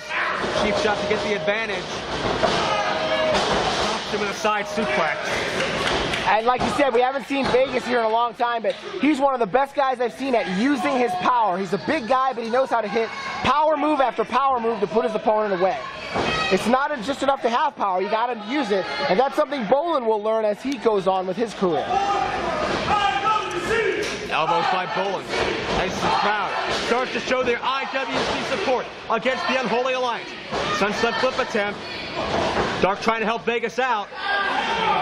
Bolen's got that power. And he takes them both over. This guy is freakishly strong. This guy's got bench press records in the books, and it's clear to see why. But quick call up by Vegas. Well, he's got tights. Well, he got him. He's got tights. Bolen's eliminated. Bolen has been eliminated. This war of attrition is down to 3-on-2. But Bolen pushes Vegas over. We got a cover. And he got him. Vegas is gone. Vegas is eliminated. Very quickly, we go from 3-on-3 down to 2-on-2, and Doe can't believe it. And Bolen and Vegas once again locking eyes. Well, this war between these two is not over, even though they're both officially out of this match. A lot of personal pride, a lot of company pride at stake here. Vegas taken to the outside by Big John Bolen, the Uniontown native. Now Doe and Dark beelining right for Radford and Gregory. Down to 2-on-2 elimination here, so we're still going to need 2 more pins by one team in order to win this thing. Right, Dark in the ring with Dennis Gregory. Doe brawling to the outside with Radford. Gregory charges Dark, deposited to the outside. Bolen and Vegas are still brawling to the back. Fans, look out. Gregory's got something in mind here. Oh no. Gregory's taking a chance. Look out! Suicide Concha! My God. You know, we haven't always seen Dennis Gregory do stuff like that, but he's literally been in a war, he's been in combat, and he's not afraid of that. And Gregory's, what would you say, about a 14-year veteran? Yeah, he's been around as long as I have, and longer than I have, so he's got to be at least a 14-year veteran. Pulling out all the stops. Tremendous agility, showing you how he feels about IWC, showing he's going to put it all on the line for the home promotion he's fought with for so many years. That's very nice to see, and it's good to see Gregory, someone who has been around for such a long time. He's not phoning it in. He's still trying to get better. He's still pulling out things you've never seen before. But cover, he's going to beat him. No, Dark kicked out. No, wait, Doe's got a chair. Uh-oh, this is legal, no DQ. I hate to cut you off, but Doe's got a chair. Gregory doesn't see it. Oh, he speared him into the chair. Nice quick reaction by Gregory there. Doe may have landed on the chair as well. Gregory able to take out Doe before he could use that chair, as you were saying, Jeff. But it's nice to see Gregory still getting better, still innovating after all this time, when many other people have started phoning it in or quitting. Look out, there goes the ref into Gregory. Dark pushed the referee into the ropes. Gregory gets crotched, loses his balance. That's right. Sensation complained, but Dark said it's no DQ. Well, that was as legal as a wrist lock, people. Absolutely. Oh, Doe and Dean getting physical on the outside in the ring. Super punch by Dark connect. Gregory holds onto the leg. Dark shoulders down. Sebastian Dark is eliminated. But Doe just put Dean into the post on the outside, and now he's got Gregory here. Gregory outsmarted Dark, got him on the leverage. Silly head 2 coming up. Onto the chair. With the chair. And that's Dark it. pinned Gregory. Dennis Gregory is eliminated. eliminated. Now it's one-on-one, guys. Doe avenging those pinfalls Gregory scored on Doe in the past in tag team action. And now we're down to Shirley Doe, the mastermind of the Unholy Alliance, and Dean Radford, arguably the man who suffered most as a result of the Unholy Alliance. Well, now he has his chance one-on-one. If he wants to take care of Shirley Doe, he can do it right here. For the ride, Radford reverses it. Radford's about 6'4", 250, a powerhouse in his own right. Wow! But Doe snaps off a Hurricane Run. He's a student of the game. He loves his lucha, and he just showed it to us right now. But Radford catches him. Hard power slam. And that was a good old American power move right there by Radford. Radford a little bit dazed. He's going up. Double spring leg drop. But nobody home. Could we call that the best leg drop ever? BLE. Had he landed it. Wait for Silly Head 2, but no. Radicator. He's got it. Drops him. Oh no. Head ties out. Look out. Look out. Head tie aces high from the top. But that's not a DQ. No DQ. They're going to steal it. They No got DQ. Damn. Ladies and gentlemen, your winner and sole survivor, the IWC champion, Shelley. Well, even though this was technically a 3-on-3 match, because it was no DQ, the numbers game worked against Team IWC, and it was Hentai helping the Unholy Alliance win this thing. And we'll see Hentai later in the Super Indy High Challenge. Mr. Farnsworth, any comments? You were clapping after that pin, weren't you, Farnsworth? Why weren't you? An impressive win by IWC's champion. And where's the respect? You want to understand why he turned his back on IWC. You're looking at it in the eyes of each and every one of these morons here tonight. I don't know how we can respect actions like that, but Hentai took himself out of the match to concentrate on Super Indy High Challenge, interjected himself back in the match to lead to a very tainted win to the Unholy Alliance. Look at this. Goes to Sultan and Ladies and gentlemen, the following contest is scheduled for one fall, making his way to the ringside area and escorted by the IWC champion Shirley Doe. He represents a member of the Unholy Alliance, the Monster Abyss.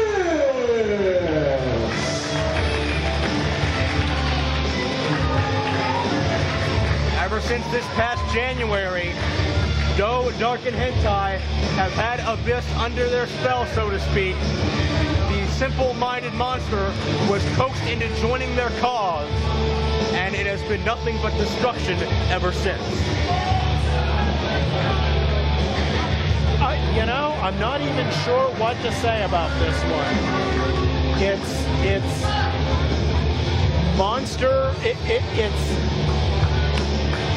You know, I'm flabbergasted. I can't wait to see this match. It's a combination of well thought out cruelty versus just animalistic barbarian brutality.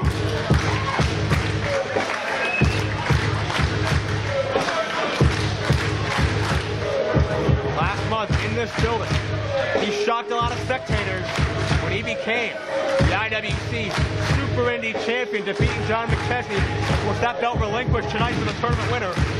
But Loki making a major big-time statement upon his return to IWC. From Brooklyn, New York, weighing in at 190 pounds, he is the final reigning IWC Super Indy champion, Loki.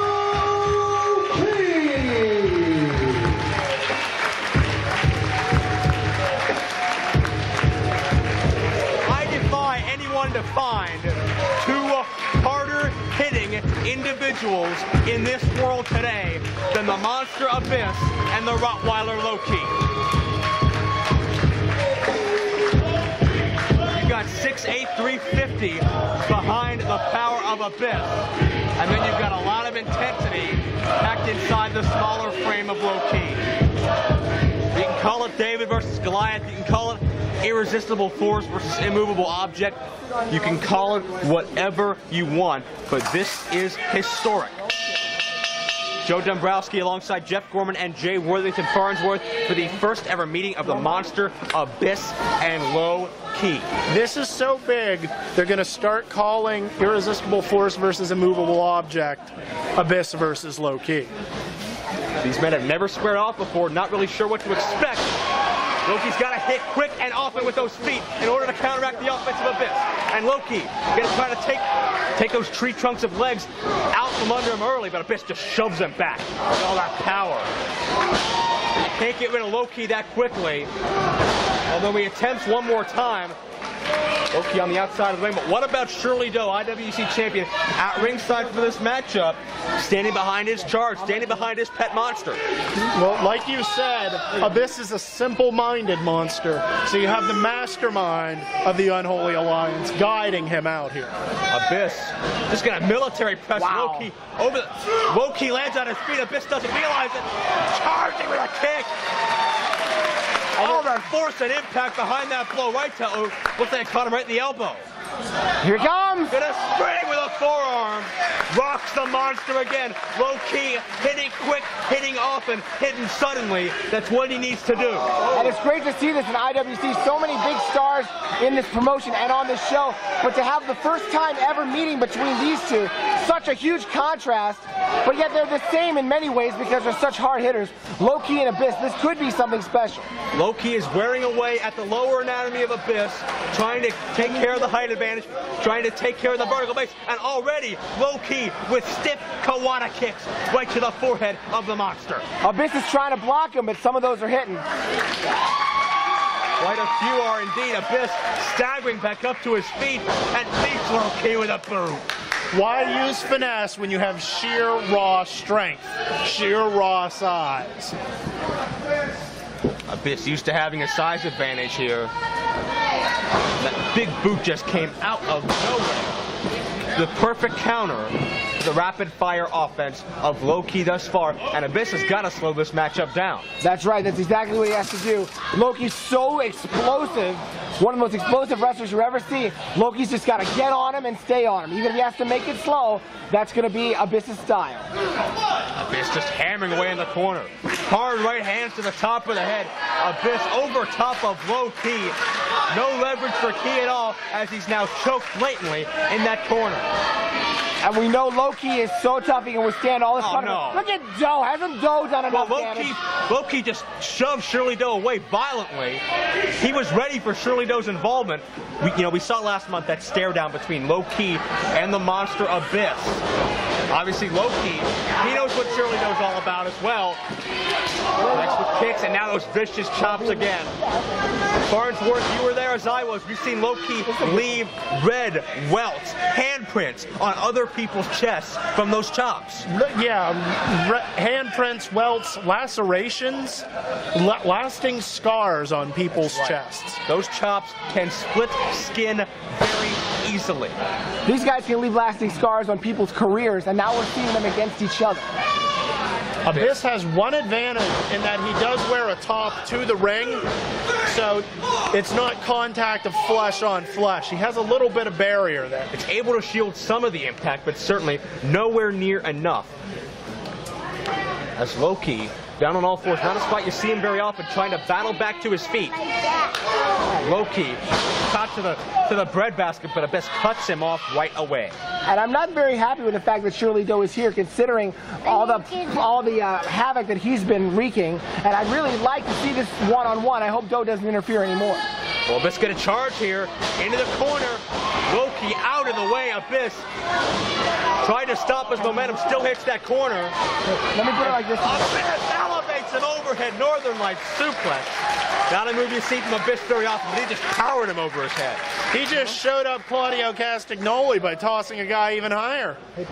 Right you are. Abyss, you can see the wars he's been through. You can see the scars on his arms, barbed wire matches in the past, hardcore matches in the past. Abyss no stranger to pain, but certainly Low Ki isn't either. This matchup could come down to which one of these two has the higher pain threshold, which is a very good question, gentlemen. Abyss just huge in there, and he knows how to use it. And as much as I hate to say it, Doe is doing a very good job at recruiting members for this alliance.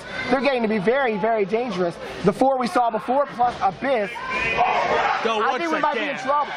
Once again, choking Loki over that ring cable. He was just checking to see if he was okay. Oh, well, he's certainly not after that interference. Monster Abyss diverting referee Stephen Coulter. And Abyss is just taking his time. He's not getting winded. He knows this could be a long match, and he's just trying to keep Loki down and just pick his spot. Shirley Doe trying to go 3 for 3 here at Super Indy, the most watched event in the IWC calendar year, as we mentioned. He's won 1, he's got 2 to go, including this matchup. Wants to make a clean sweep for the Unholy Alliance, but it's going to be a very, very tough test. Shoulder blocks to the small on the back now of Loki. And Loki's a professional. He's been in there with just about everybody, both here and in Japan. So even when he gets in trouble, Loki is never really out of a match. He fires back, but once again, that clubbing shot right to the small of the back, again, neutralizes Loki. But Loki's offense is the type of offense that brings him back into it almost immediately. He doesn't just throw a punch, he takes your head off. Look out! Knife edge. Like getting hit with a skillet. Right you are. And I can't remember the last time Loki has been in the ring with somebody this big. You gotta wonder if he's used to being at odds like this. I love you. Yeah, this is really going to be a test for Loki. He's been in there against a lot of tough guys, but Abyss is something different. Big, hard-hitting, and he just never stops coming at you.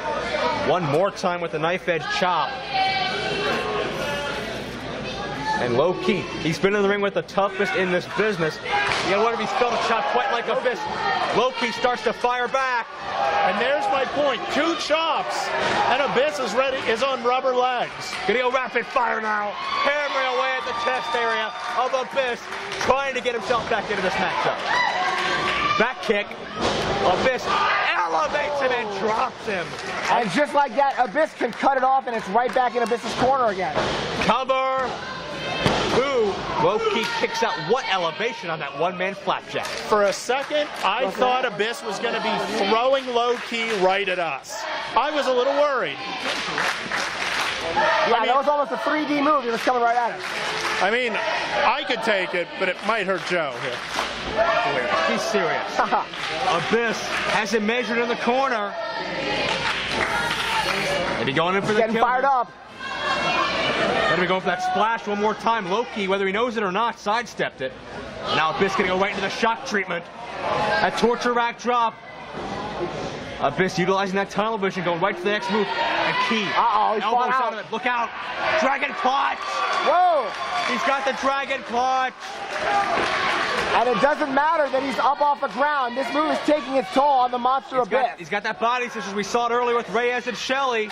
Is Abyss going to tap out? I can't remember ever seeing it in the past. Well, he might fall down. That's a start. Loki doesn't have that dragon sleeper all the way, but you can see him bending and twisting at the head and neck of Abyss. Abyss is just too big to accurately get this move on, to effectively get it on. But Abyss can't get to the rope. Loki keeps pulling his body away. And finally, Key gets back into the buckle.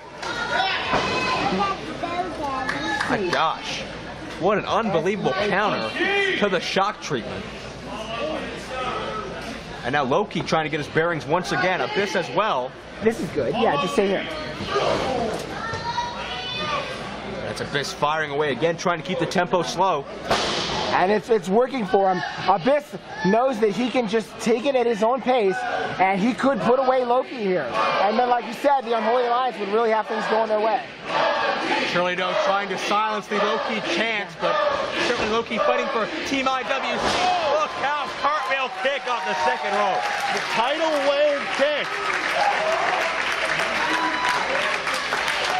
He's taking a lot of punishment. Loki's having a hard time getting up. An amazing offense. And that could be the turning point in the matchup. Loki needs to get his bearings here.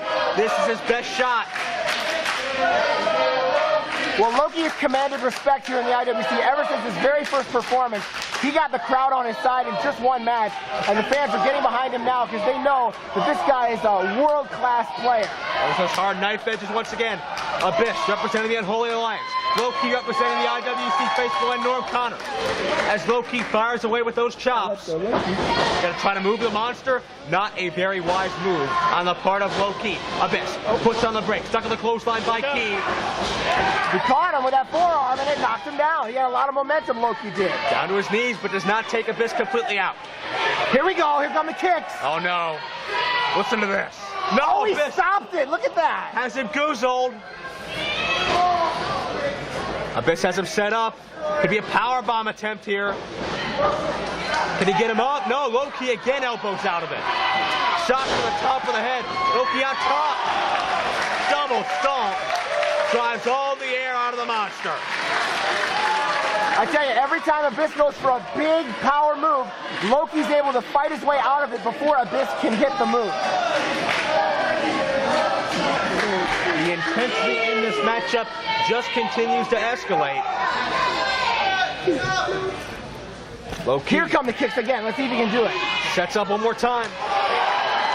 You can hear that impact. Yeah, he did it. Straight to the pectoral muscles, straight to the upper body. One more. Wow. Straight to the temple. That's right. That was a big one. I think the weapon of mass destruction may have been defused. At least for now. But if you can knock Abyss down, how do you pin him? Can Loki get the cover? 3. No. Still, you know, Abyss kicks out. It's just a huge proposition to actually pin Abyss for a 3 count. Absolutely right, but Loki's certainly faring better than most, if not all, of the previous athletes who tried have. Abyss so dominant in this business. But Loki is meeting him shot for shot here. And, oh, maybe ghetto stomp time. We saw him in Super Indy 4. Here's this. Abyss moves out of the way. The monster counters back to his feet. Here it comes again. He's going to go for shock treatment, right? He nails him. Bends the back of Loki with the shock treatment. That's beating a lot of guys. Cover, is it going to be Loki? 3, no. Loki escapes, much to the dismay of our IWC champion, Shirley Doe.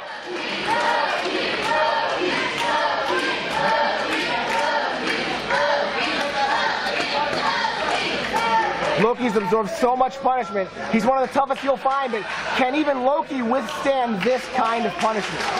Especially after that shock treatment. Once again, the question comes, who can withstand more pain? No, I'm not going to touch Who has the higher pain threshold, Abyss or Loki? They are testing that right now. Abyss is getting ready for another rush here. Abyss gonna charge again. Again, Loki out of the way. Abyss lands very precariously. This could be Loki's opportunity. Look out! Drop kick to the back. Abyss vaulted into the turnbuckle. Nowhere for him to go. Loki knows how to hurt you. It took him a long time. He's weathered the storm, but he was able to hit that nice drop kick. Oh my God. Look out! Shrimp won't get no stop. We saw it Super Indy 4. Look out! He got it! He calls that woe is you. Abyss gets wiped out. And the fans come to their feet for that one. A ghetto stomp in the trio woe position on a guy that weighs 350 pounds. We saw him damn near kill John McKenzie with it last year, and Abyss has not moved. Abyss is laying there like a dead fly. Loki may have done the impossible. Let's see. I think Loki's knocked him out. I think Loki, he's going to get the win. No! But it was Doe who put it there. Surely Doe intervenes. This match would have been over. Get him down from there. I don't think Doe should even be here. I want to see this one-on-one. Obviously, Loki had this matchup won. Doe interjecting himself. Oh, damn it. Jimmy Vegas. Oh, come on. Sebastian Dirk. Look out. Dirk Whoa. set right into Vegas. Dirk vaulted into Vegas, into the buckle. Loki hit the strike. That's right, he dropped him like bowling pins, Joe. But Doe's in there, look out. That's how you take care of the Unholy Alliance. But watch out for champion Doe. This is not no DQ. Low key, charge, get it done. Oh! Catch him, black pole slam, black pole. He got him. A fist wins it. Here is your winner, the Monster of Big. And it was the Unholy Alliance again, coming together, the numbers game, and Abyss was able to pin Loki.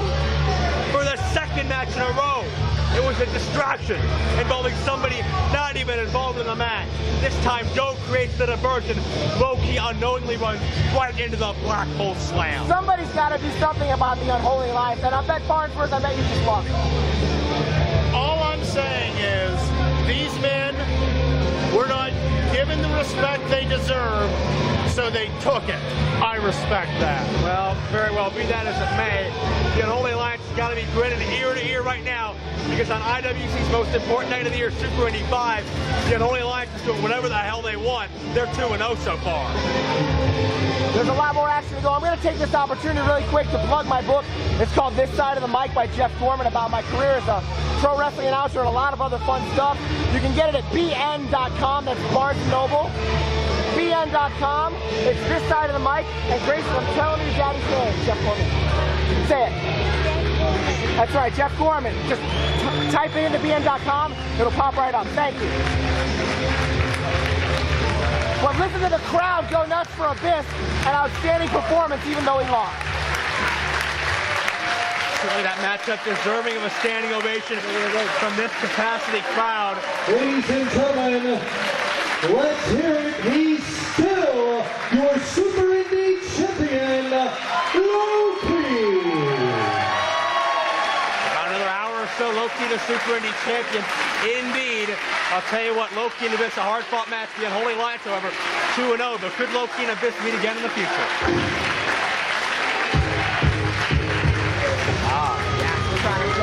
Ladies and gentlemen, the following contest is semi-final round action in the Super Indy 5 tournament.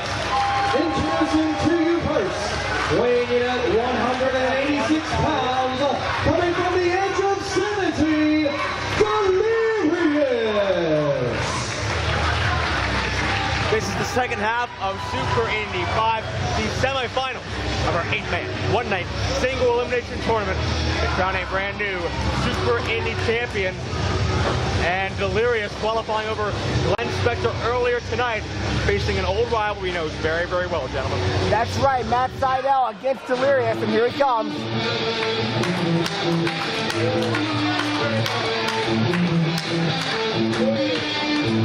Sydal with the victory over Petey Williams in the quarterfinals to make it this far. Let's go up to Chuck Roberts for the introduction. And introducing his opponent from St. Louis, Missouri, weighing in at 173 pounds, Matt Sydal. I think this is really going to be an outstanding match. These two always bring out the best in each other, and I think both these semifinal matches are going to be something, because all four wrestlers know that they've made it over that first hump, and they're going to smell it. They're going to smell the possibility of winning this championship, and I think that they're going to let it all hang out in the semifinals. Matt Sydal and Delirious, no strangers to each other. They were brought up in this game together, so to speak. Sydal and Delirious have made each other famous in part thanks to their tremendous rivalry and the great one-on-one matches they've had with each other, starting in the Midwest and branching out all over the United States and into other countries as well. This is just the latest chapter in a long, long storied book. Well, they've had lots of different kind of matches for different championships and different grudge matches, but this is one of the most important matches they've ever had, because the winner will be in the finals. Certainly a chance for one of these men to shine in the main event of our biggest show of the year. Delirious as many times as Matt Sydal's wrestled Delirious, he has not figured the guy out yet. He's already halfway to the back. That's right. I don't think Delirious has figured himself out yet. It's like he's got a different personality every time.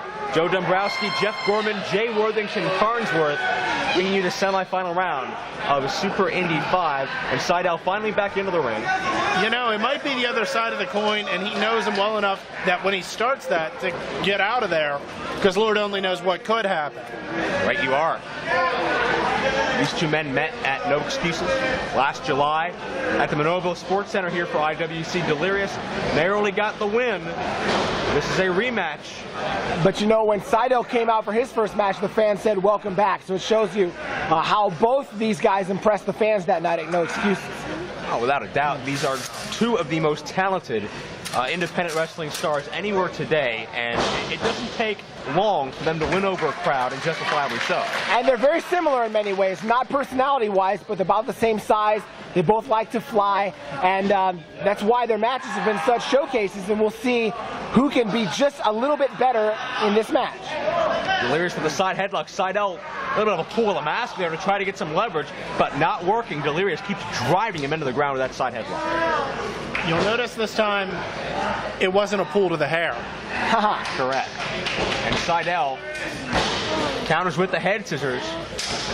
Beautiful way to escape that headlock. Well, you figure if anybody can figure out Delirious, it's Matt Sydal. He's had so many opportunities, so much experience with him, and so it's not like the first time he's seen him. That should help. Delirious was biting the leg of Matt Sydal in order to escape that head scissors. Well, that doesn't help. When someone's biting your leg, it doesn't help. Well, of course not. Referee Stephen Coulter assigned this contest. Certainly will try his best to keep control. But I know that Stephen Coulter is versed in parcel tongue to actually be able to communicate with Delirious. So it'll be a tough test for him.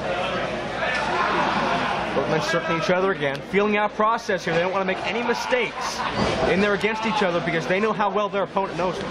Does this DVD come with parcel tongue subtitles?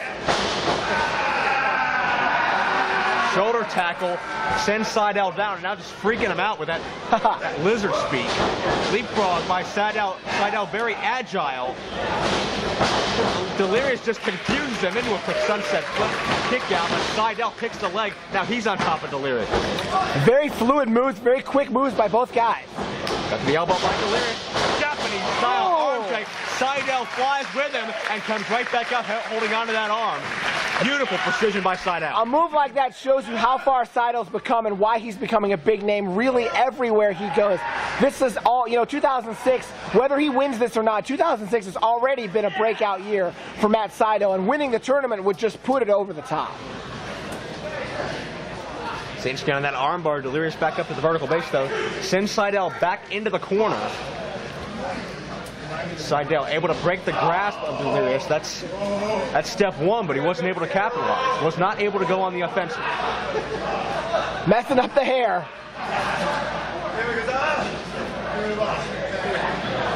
Jeff, can you shed any light on what that was? I don't think so. I need to turn those subtitles on. There we go. Now Sydal gets the advantage, and now time to count along with Matt. No, Delirious counters. All the way into the opposite buckle. Here we go. Let's count along. Let's count the...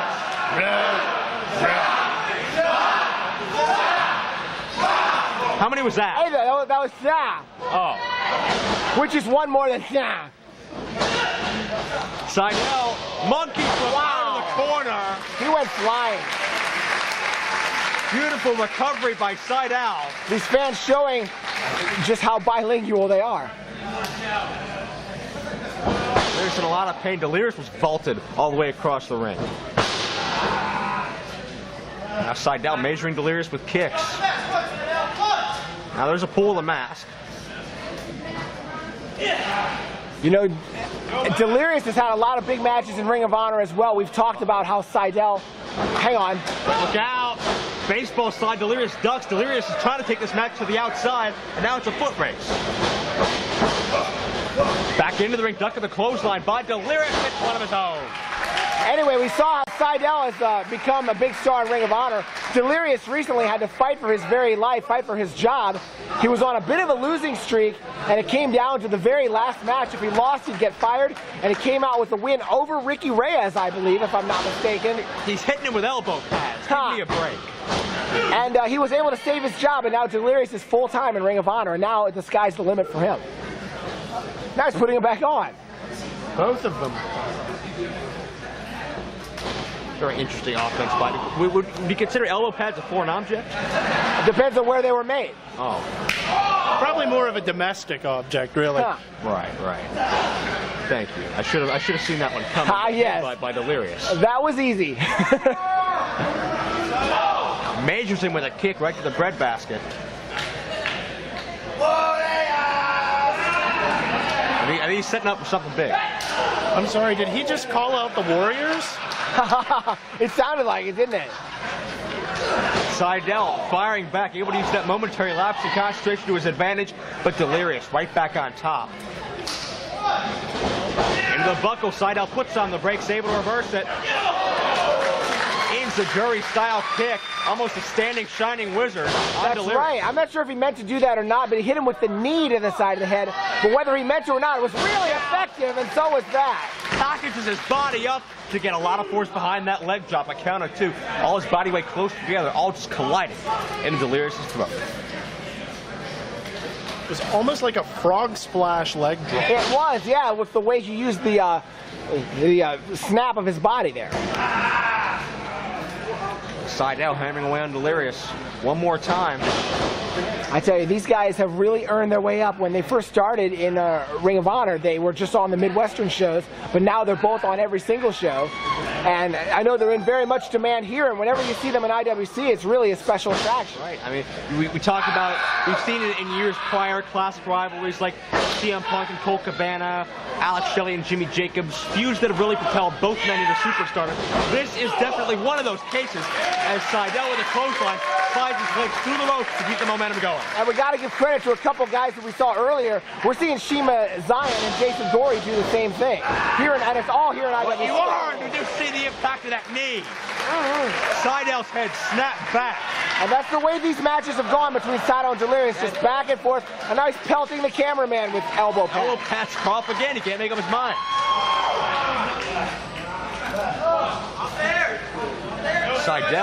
Sydal may be the Delirious one after that knee strike. And a hard knife edge chop takes him down.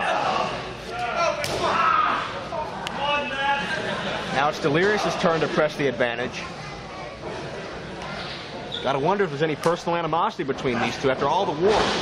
Beautifully done snapmare takeover to a spinal tap.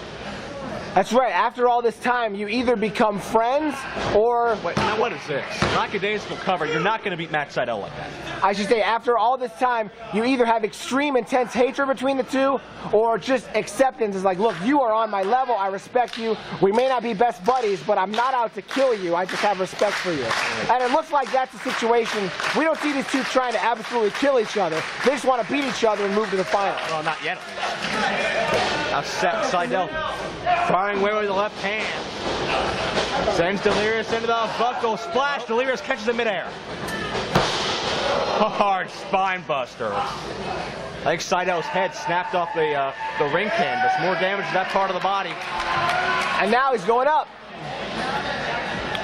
And this might be the difference in the match. Who can hit a big top rope move? Taking a chance. Oh, he got him! He went for that cross body again, but Sydal countered and drove him to the canvas by the neck. He gave him kind of a diamond cutter at the very end of that drop. Sydal was watching the quarterfinal matchup. He saw what that move did to Glenn Spectre, did not want it to happen to him as well. Well, it was, I mean, when Delirious clearly called out the move, he should have known. I mean, right, it was a dead giveaway, wasn't it? Exactly. Delirious backed up, Sydal walks up him and hits that enziguri a second time. Now, those were definitely enziguris that were supposed to connect with the foot, and they did. Although that one with the knee was good, too, earlier. Chops him in the corner, sets him up now for the ride, but Delirious gets that foot up once again. But look at the vertical leap! Delirious was goes on the second rope, and Sydal snaps off a beautiful Hurricane Rana. Lateral press, Sydal almost made it to the finals. Count 2. So quick. We're seeing how Matt Sydal, not just a great wrestler, but a great athlete. He's showing us some great athletic moves that not many people can pull off. Absolutely right. Order Nelson. Sets something else up here. Not going to get a chance to see what it is. Delirious trying to elbow out. Does so successfully. Duck of the clothesline.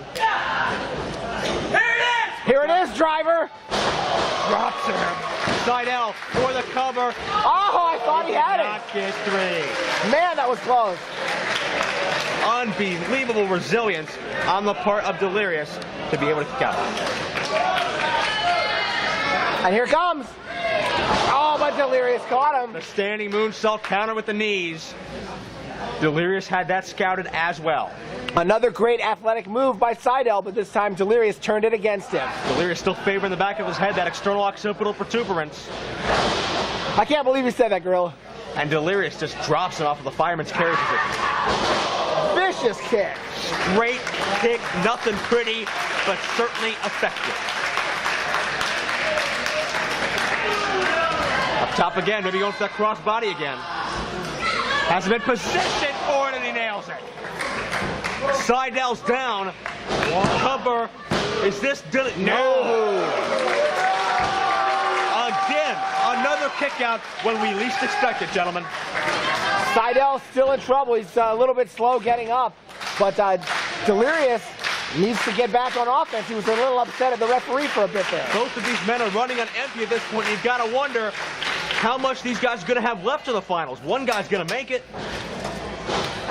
But on the other bracket, it's going to be the same thing. Someone's really going to have to fight through some exhaustion to win that final match. O'Connor Rowe countered. Sydal sidesteps Delirious. He hits the outside. Oh, look out. There's no telling what Sydal's going to pull off here. Look out! Oh! Beautiful moonsault. One leg grace by Matt Sydal. Wipes out Delirious. And great hang time, too. Oh, yeah. I tell you, Sydal doesn't just have effective offense. He makes it look good, too. Gosh, the risks these men are taking for that Super Indy Championship still surprise me. All these years later, we've seen it year after year after year. It never gets old. These men just surpass our expectations every year. Well, it keeps, the tournament gets more and more important every year. Kind of the legend grows as a new person gets added to that list. And we're going to see the 4 past champions fight a little bit later. But it's really something that you can do that'll last your whole career, whether you keep that belt or don't. Look out, Sunset Flip. Delirious rolls through. He's got a cover attempt. Sydal turns it right back around. Now Delirious back on top. Both these men going back and forth, trying to get the upper edge here. Trying to get the opponent on their shoulders. Not successfully, however. And now it's time for some headbutts. Delirious stunned himself on that one. Sydal explodes with a huge spin kick. And he brought that foot just wheeling around. He didn't just connect, he just snapped that kick off in midair. How Delirious is not concussed, I don't know. Maybe he is. Maybe he was concussed as a child. No, that's very well possible, but Sydal going to take a chance. Delirious there to meet him. Open hand shots right to the face and head. Look out. Oh, look out. With reversion. Oh, Grace drops him right on his neck. 3. Oh, Delirious is in the finals, guys. Delirious wins it. Chemical imbalance drive. Here is your winner and advancing to the finals, Delirious. Can you believe that matchup, Delirious and Matt Sydal, their second meeting in IWC? It's the second win for Delirious, thanks once again to that chemical imbalance. He hit it again, and those two just went at a breakneck pace for so long, and finally it was Delirious hitting his big move. And he's one win away from being the Super Indy champion. Mr. Farnsworth, any insight to what we've just seen? And what we just saw or what we're going to see? Well, what we've just seen. You know, this entire match has just impressed me from beginning to end. These two, it's become a cliche of giving 100%, but these two really push themselves to the limit and beyond. But you have to wonder, Delirious now in the finals, how much does he have left? Exactly right, Delirious. One step away from Super Indy immortality. Who is his opponent? We'll find out in just a short few seconds. The following contest is our final semi-final round match of the Super Indy 5 tournament. Introducing to you first, making his way around the ring area from Los Angeles, California, weighing in at 197 pounds, representing the Rock Brothers,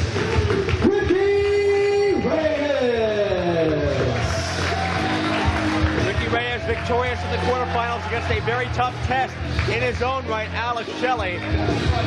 Now he moves on to the semifinals. His opponent about to come out momentarily.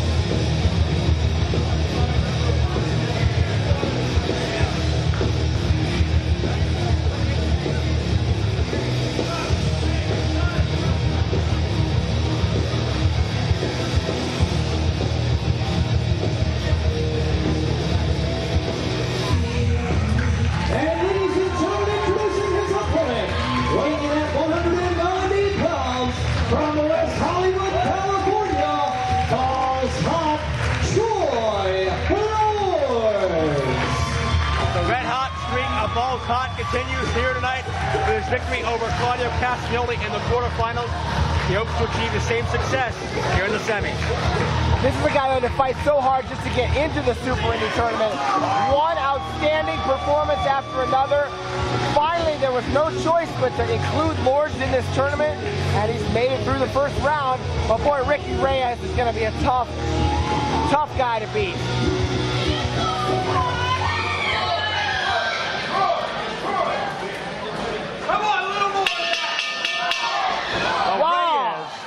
Reyes caught him. Did not wait for Lords to turn back into Reyes. He saw his opportunity. He took it. You can't fault him for it. The bell had sounded. Eye off the prize when it came to Troy Lords there. And we'll see how much Reyes can capitalize. Wasting no time exploding onto Troy Lords. And back and forth with forearms already. You can see the intensity in both men's body language. Look at Lords just going toe-to-toe with Reyes and not backing down. And it's a standing drop kick. Jumping side kick takes the Havana Pitbull down once again. And Troy Lords starts to mount a bit of momentum. You know, Lords has got something to prove in there. I know how badly he wants to win this tournament and win this title, but he's proven he belongs not just with the elite in the IWC, but really with the entire sport. And that he's making a name for himself to the point where people cannot overlook or ignore Troy Lords anymore. Lords drives Reyes out of the ring. Maybe time for Balsahn to take a chance here. Look out. Baseball slide. Reyes sidesteps him and shoves him back into the solid steel ringside chair. Yeah, Reyes saw it coming. He was able to step back a little bit and just spike Lords. And now again, Reyes has his man hurt, and he can be very dangerous. We'll see if he can put him away or possibly injure him at this point. Well, Reyes is constantly dangerous, especially when he has a weak point to isolate. I was about to say, he doesn't have to be on the floor to be dangerous. We talked about some of his running buddies, low-key, homicide. If you want to run with that crowd, you have to be one of the toughest, hard-hitting in the world. Also former Ring of Honor Tag Team Champion along with Rocky Romero as part of the Havana Pitbulls. They held those belts for quite a long time. But Reyes very quickly becoming a strong singles guy. He really did not have much downtime. He didn't really have a harsh transition. He went right into the singles ranks and became a top competitor. And Reyes has Lords draped against those ring ropes, not where he wants to be at this point. Double underhook, overhead suplex. Beautifully done, shades of Dory Funk, but a kick out by Troy Lords. And we talk about the Super Indy Championship. This is really not a secondary title. We talk about how big the tournament's gotten, but we do have an IWC World Heavyweight Championship, but this Super Indy title is right there with it because people come from all over the world to compete for this title. It really is the IWC champion, the Super Indy champion, branching out and testing his mettle against the other promotions guys. So it's really right up there with the IWC championship. It's not like a secondary title in any means. Exactly right. They're on par with each other. One a company champion, one has to represent really an entire division. And really, if there was any question to that, would anyone, at least to his face, Kick out, refer to Low Key as a secondary champion? Not at all. Right. Not unless I have a death wish. Reyes going to send in Troy Lord. Sunset flip attempt here by Balls Hot. Gets a count of 2. Reyes right back up and takes him right back down with a close. Reyes in very good shape. He's a wrestling machine, as you know, the cliche goes. But the thing about him is he doesn't get a whole lot of press because he doesn't talk much. He's not real flashy. And again, he's just starting to make his way as a single star. But this is the kind of tournament where someone like him will become a big star. And it is a perfect chance for him to make his name for himself. Series of kicks by Reyes. Rocks Lords. Follows up with the hard slam. And he goes for that knee drop one more time. And Reyes certainly in firm control of this contest right now. And this is where the first match that Troy Lords had is starting to come back on him. He had a very long, tough match with Claudio Castagnoli. And now that he's in the midst of match number 2, it's starting to add up on Troy Lords. Well, certainly Ricky Reyes had a tough time as well. You can't discredit Alex Shelley. I know, I'm just saying that because Lords is down and he's in the injured position, that's not why it's starting to come back on. Reyes tries to send Lords into the buckle. Balls Hot reverses. Reyes able to sidestep the charge. And Lords meets him coming in with a straight kick. Gonna go springboard here. Arabian moonsault. Into almost a kick to the back of the head. That's right, Mr. Farnsworth. He really had that one well planned. It's kind of a tricky move to pull off, but he got it. Man starting to come alive for Troy Lords as he fights through the pain to come back here. Kick right to the side of the face. Brainbuster time. We've seen him win a lately with this. He got it. Troy Lord's specialty, is he? No. Lords thought he had it. You could see the look on his face.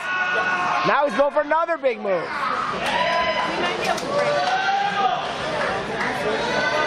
Lord's gonna go high risk.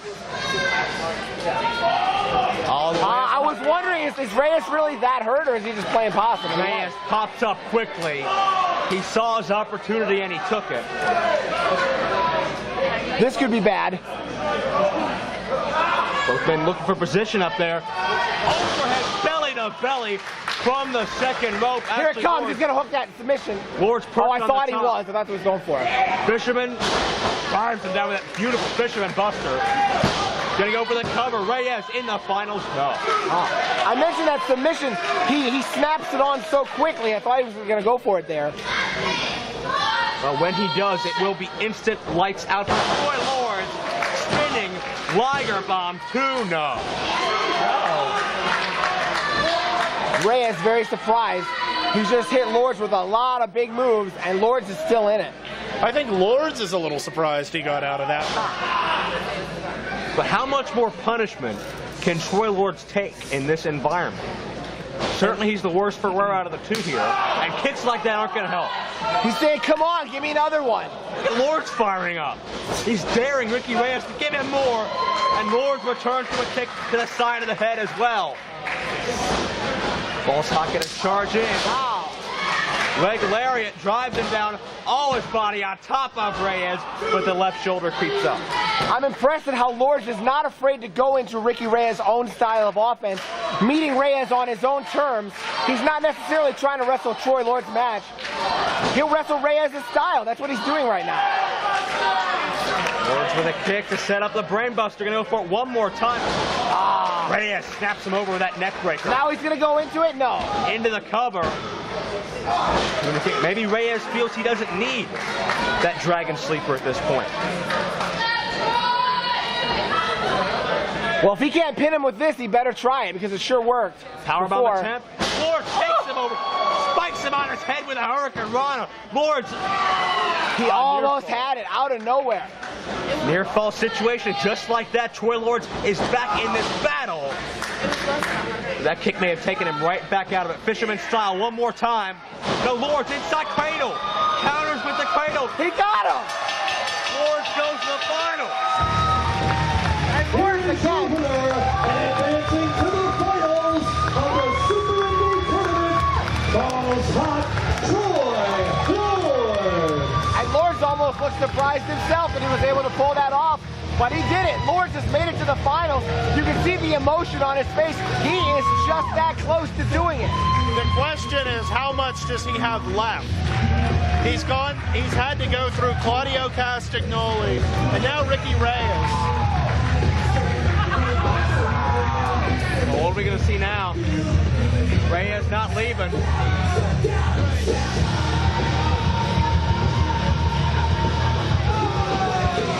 Showing of respect by Reyes. Not happy over losing, but he respects Troy Lords. You've got to wonder, could this be Troy Lords' night? He's only one step away. He's in the final. Ladies and gentlemen, let's hear it for Ricky Reyes. Could 5 years of hard work and sacrifice finally pay off? One of IWC's greatest homegrown talents, Troy Lords, could be champion within just an hour or so away.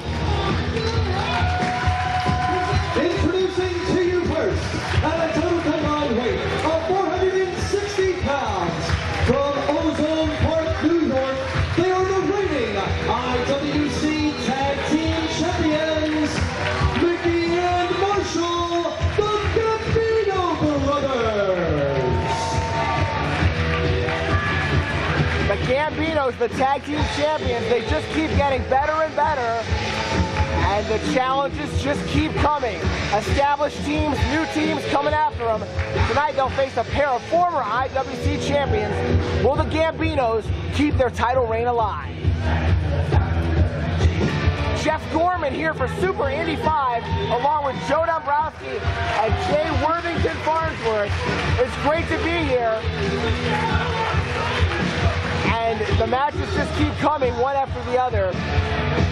And this is going to be an outstanding one. A bit of a change of pace after all these tournament matches. You know, I got to tell you, their opponents haven't even come out yet, and they look angry.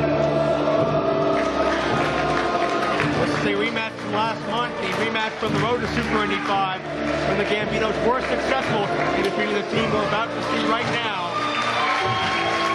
ML20, Josh. And ladies and gentlemen, introducing their opponents and challengers, at a total combined weight of 427 pounds, the team of Josh Prohibition and Dog 20 Matt Cross, they are the Burning River Brigade. Well, I guess Cleveland's never going to live down that whole "the river is on fire" incident from the 70s, as we have the Burning River Brigade of M-Dog and Josh, the former tag team champions. And Josh just said, we'll see what happens this time. And I tell you, this is a situation where the Gambinos already, they're in trouble, because how do you beat a team like the Burning River Brigade 2 times in a row? It's a very daunting task. And yet, they already beat them once. Yeah, but can you beat them 2 times in a row? That's really going to be difficult. If so, then the Gambinos will be made men in this sport in more ways than one. Certainly true. I am Sicilian, I can say that. Here we go, Stephen Coulter, our referee, gets this started. We're going to kick things off with Mickey Gambino and Josh Prohibition of the BRB.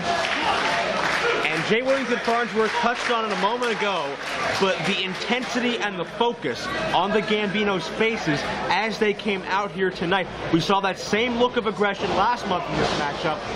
Could we be seeing a little bit of a change of attitude from the Gambino brothers? We could. I mean, the fans like the Gambinos, but they're not necessarily the nicest guys out there. Takes him over for a 2 count, and Josh got caught in a backslide, rolls through. And just grounding him is Josh, and Mickey Gambino's out of it. I think Josh went for that drunken driver early. Mickey was able to scout it and wriggle free. And you heard it right there. I couldn't say it any better. Josh is coming there very focused as well. and here comes M-Dog. The Burning River Brigade very angry they did not win the belts last time. That's right. Well, it's been a couple of years since we've seen Josh Prohibition and M-Dog 20 on our regular roster, of course, former tag team champions. And they held those belts for quite a long time. One of, if not the longest reigning to date. But M-Dog 20 and Josh Prohibition would love to get back on the regular roster of IWC. No better way to do that than to win some tag title gold. That's right. We can see the Renaissance, the Burning River Brigade, or we can see the Gambinos really elevating their game to be one of the best tag team champs we've ever had if they can win here. Check out that agility on M-Dog 20. Marshall tried to power him back. The gymnast background came into play. It lands on his feet. Well, Marshall's the power man in this match, and we'll see if he can get that power going to neutralize the high-flying offense of the brigade. Out goes M-Dog, and back in goes M-Dog. Look on his feet as always. Drop toe hold. And a little pommel horse action. And a 1 count. M-Dog and Josh look pretty sharp here, don't they? So far, however, they looked pretty sharp last time. All I'm saying is, just because they have the upper hand right now, doesn't mean that the Gambinos are out of it. The match is far from over. The Gambinos have really had an outstanding year, going back to last year also. Nice enziguri there by M-Dog. Somewhere between last month and now, it seems these issues have become more than just about the tag titles. It seems they've become personal based on all this trash talking. M-Dog throwing the Gambinos into each other. Fortunately, my little girl gets whisked out of the way. And it could be a Gambino sandwich here. Josh sets him up. Face flying tiger drop. The face flying M-Dog drop connect. And it's reasons like that they call him the innovator of aerial insanity. Fans chanting IWC. The Gambinos have been pretty popular around here, but it seems like all the M-Dog and Josh fans have come out of the woodwork tonight. And if you want to know why that attitude has gone down, this may be part of it. I mean, they're the tag team champions. They're busting their humps, defending these belts, and everyone keeps talking about how one of the greatest tag teams in IWC history is the Burning River Brigade. Maybe they feel a little bit slighted, a little bit cheated. And they, like you said, the look in their eyes, Joe, they came in here with something to prove that they really do belong as the champions, and show that their win last month was not a fluke. Josh with a chop. He's got Mickey and got him one more time. If I can borrow some terminology, a win against the Burning River Brigade would be a message job for the Gambinos. That's right, that they are here to stay. They are not just a short-lived tag team champions. Well, certainly the Gambinos have already cemented themselves on top of the IWC mountain. Quick cover here. Only 2. They've had these belts for about 6 months now, so certainly if... And that's a pretty long title reign. People should be starting to take notice of the Gambinos. I'll have to check my notes and records, but if M-Dog and Josh are indeed the longest reigning champions, Gambinos are right on their heels for that record. And only 2. So this is really, I would say, the most important match of the Gambinos title reign today. Absolutely. And Josh trying to keep things going, and we're going to get M-Dog supplying the boot and a tag, and they've managed to keep Marshall out of the ring for most of the match, and that's neutralizing his powers. That's right. One more.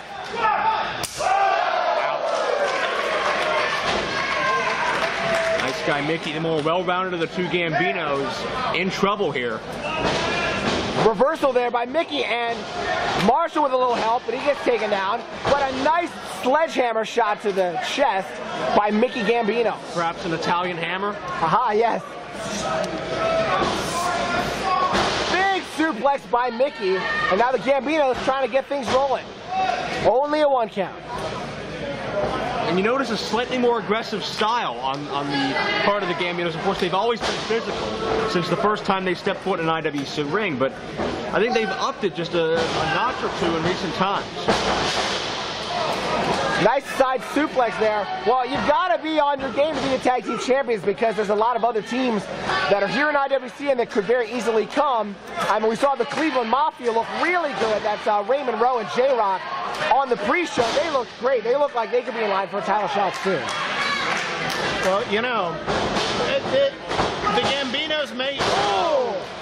Caught him into a suplex there, and he's going to go right into a tag to Mickey. You were saying, Farnsworth? The Gambinos may not be the nicest guys right now, but where do nice guys finish?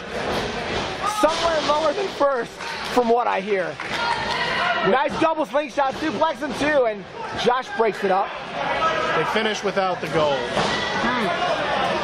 And we will see. You know, another team that you got to think of, and they haven't even formed yet, what if Gory and Xion team up after they seem to call a bit of a truce there at the end of the match. Might be jumping the gun a little bit, but well, you never can tell. That'd be a very interesting sight to see. If I were them, I would do that, because then they would stop fighting each other. They could maybe grab some gold. It's just an idea. You heard it here first. Moonsault, M-Dog gets two. I'm pretty sure the only reason that Xion and Gory didn't fight after the bell when he was talking is because of Gory's coma and concussion after being dumped on his head. And Mr. Gorman, let's not forget about making their IWC debut in the coming months. Jay and Mark Briscoe. Oh, that's right. The Briscoes are going to be here for several dates, and really, whoever comes out of here as the champions is going to have to start gearing up for the Briscoes because they are winners. Former Ring of Honor Tag Team Champions, and they took some time off and they're back now. And the Briscoes are going to make a huge splash when they come. Thank you for reminding me. Wow! Now that's a great power move by Marshall Gambino, and he caught him again.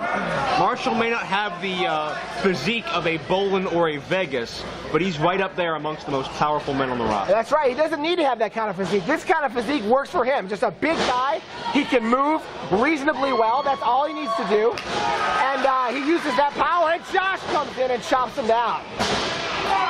Prohibition looking very good here. Hooks him up for the T-bone Prohibition flex. And he's going to spike Mickey as well. Prohibition looking very good here. Now he's got the big guy, Marshall. Very nicely into a half crab, and M-Dog helps out with the springboard leg drop. Tag team coach. And two. You can tell that M-Dog and Josh have been together for quite a number of years. And that's why it would be so big if the Gambinos could beat them twice in a row, because they've established themselves so well. Foot to the face by Josh. He's going to grab Mickey.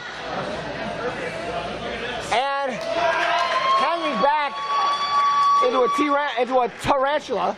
And a drop kick by M-Dog. I almost called it a T-rantula. Marshall knocking down Josh, and he's going to pick up M-Dog as the power man comes through again. Double whip and a partner whip here. And here comes the big man. My God, that's about 280, 290 of power behind it. Is that like a running headbutt to the stomach? I wasn't quite sure what that was. And Josh went flying over to the referee to make that save. Here he goes, looking for the drunk driver. No. Marshall breaks it up, and now the Gambinos have a 2-on-1. The champion's in control. Josh stopped it and rammed Mickey's head into Marshall's stomach. Coulter has lost complete control of this match. Totally. Not that I blame him. M-Dog, double step into a Death Valley driver. Something out of a video game. Double cover and a double two. A double two count. Double two count. Wow, that was almost it. God. Here comes Drug Driver. And a shooting star press. The combination that's wonderful. I mean, who's this? Oh, it's DeMarco. That's the cousin of the Gambino. And that's a DQ. M-Dog and Josh had the match won. Jimmy DeMarco is going to grab the belts and give it to his cousins. He has totally brought this match to a halt on a cheap disqualification. Come on, this was a fantastic contest. And if the fans weren't against the Gambinos before, they sure are now. The drunk driver, the shooting star, has won just about every match M-Dog and Josh have ever had here. That would have been it. No, it would have been it. That would have been the titles right there. Ladies and gentlemen, the winners of this contest, as a result. It's not like the Gambinos to take the cheap way out. I don't know what DeMarco's thinking, but I know what Josh Prohibition's thinking.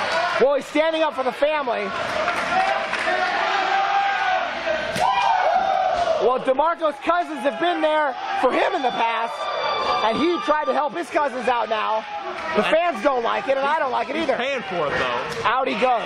And the Burning River Brigade, very frustrated. They had those belts in the Winners back. of this contest, as a result of a disqualification, the Burning River Brigade. And that doesn't mean anything to them because the belts do not change hands on a DQ. And here comes promoter Norm Connor. Well, I think Josh Prohibition is accusing the Gambinos of masterminding that little run-in. Now let's see what's going on here. Coulter getting into it with the ref. The only way the titles can change hand is via pinfall or submission. Therefore, still IWC Tag Team Champions, Mickey and Marshall, the Gambino brothers. Now he's walking away from his cousin. Well, you gotta Now, did his cousins want him to do that or not? Well, you gotta wonder if that's the way they wanted the victory. Next time belt, said M-Dog. The fans are chanting for a rematch. And now the Gambinos are jawing with Norm Connor. Nobody's happy with each other. Tempers are flaring, people. The only person happy is DeMarco. But what was his motive to getting involved? What's going on in the Gambino clan? Well, he saved the belts for the Gambinos, but it was not really the way that the Gambinos have been doing business. Ladies and gentlemen, I've just been informed by IWC promoter Norm Connors on May 13th, right here at the Court Time Sports Center. It will be for the tag team titles, where the Gambino brothers will defend against the Burning River Brigade, and it will be no disqualification. Let's hear it for the Burning River Brigade, Josh Prohibition and M-Dog 20 across. Well, they looked very good. It was definitely a performance worthy of the tag team titles, but at least for one more month, the Gambinos are the champions. Now, can they hang on again next month? Who has adapted the most? And ladies Here we go. and gentlemen, introducing to you first, he trained in Hayabusa, Japan, weighs in at 175 pounds. He is the Super Indy 1 tournament winner and a member of the Unholy Alliance, Vendetta. They talk about how much things have changed. 4 years ago, this man was perched on the shoulders of his peers and celebrated for the great athlete he is.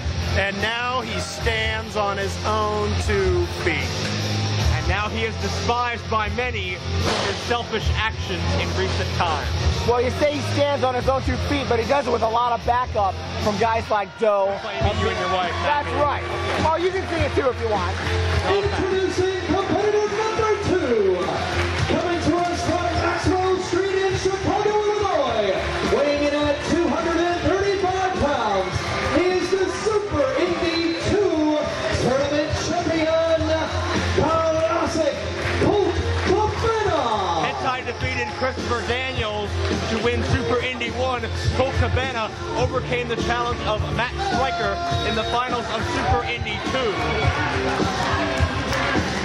Certainly you were there for the first Super Indy. Talk about it very briefly, Jeff. What a magical moment I'm sure it was. It was. Hentai was the underdog in many ways, going in there against a lot of people who were bigger or had bigger reputations or both. Hentai really...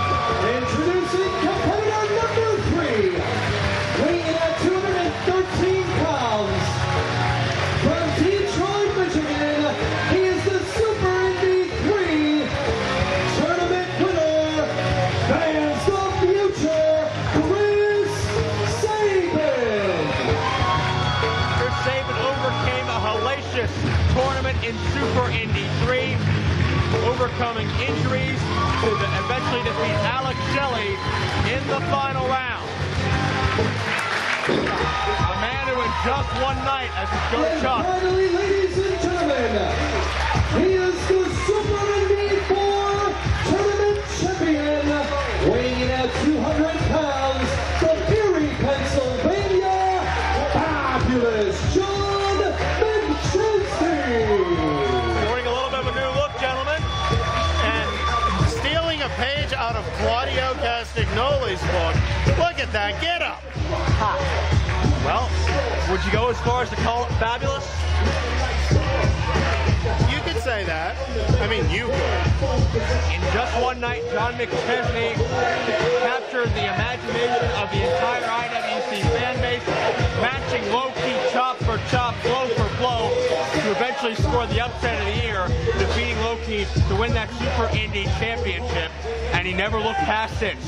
Whether it was Chris Daniels in a cage, whether it was Shannon Moore, AJ Styles, Chris Hero, or anybody else, John McChesney did not back down from a challenge, was not defeated by a challenge, until he came full circle and wrestled low-key once again last month. All these guys have grown so much since winning their tournament, but it's amazing how much Fabulous has done in just 1 year, as you said. Just look at what this tournament has done for the people in it. Chris Sabin, international star in TNA. Colt Cabana, international star in Ring of Honor. Hentai, international star in Japan. McChesney has competed all over the United States, Ring of Honor, TNA, WWE. All four of these men highly, highly touted. And now we're starting with Fabulous John McChesney and Chris Sabin, the two most recent Super Indy winners. And these men are no strangers to one another. They met each other in each of their IWC debuts. They met each other in a TNA ring. They had a best of 3 falls match early in 2005. John McChesney was the first man to ever pin Chris Sabin in an IWC ring.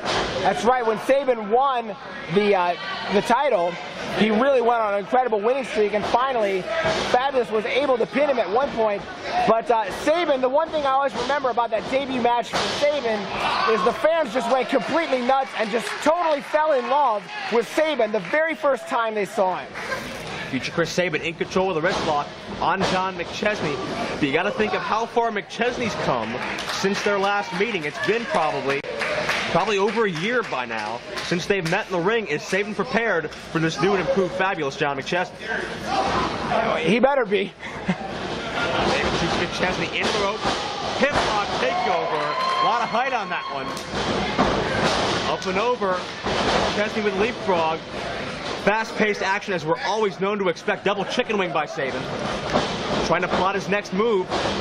Picks the arm, hits a backslide, count of 2. Well, we're going to see a lot of different styles in this match. And there's really so many variables with anybody can tag anybody. There's going to be eliminations. We talk about what a grueling thing the tournament is.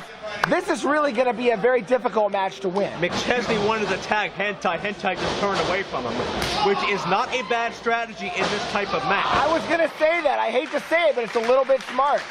Why be in a hurry to get in there? Not very respectful, but if someone catches a quick pin, then you've only got 2 other people to beat. McChesney with a jawbreaker, quickly over to Are we starting to think like him? I don't know if that's a good idea. Well, I hope not. Hopefully, one day, all the world will. Cabana in there, the Super Indy 2 winner, and we talk about how much everybody has grown. Cabana getting a lot of recent shots in the WWE. Now he's really backing down Sabin in many ways. He's the former Ring of Honor Tag Team Champion along with CM Punk as the Second City Saints. I think Cabana could win just about any title and not have it be a surprise. That's right. Very innovative counter there by Chris Sabin. He was in the ropes. It had to be a break. But Colt Cabana certainly a lot of matches on WWE TV, appearing on Velocity, appearing on Raw. Certainly a major step in the right direction for his career. That's right. He's getting out to the right people. Everybody's starting to see Cabana, see what he can do. He's so versatile. He can wrestle any style, and he's hilarious. Cabana rolling through. Sabin lost the grasp on the wrist of Colt Cabana. Very nicely done by the Classic One. Little moonwalk there by Colt. He's also the first Super Indy winner. He's basically the only one of these 4 guys who has ever won the IWC Championship as well. Exactly right. Could be seeing a knuckle lock here. Perhaps not. Maybe not. Cabana with a quick go behind. Snapmare takeover. Cabana is deceptively swift. For as big of a man as he is, as a exomorphic. Endomorphic. Let's just roll with it. As he is an incredibly agile and incredibly quick person.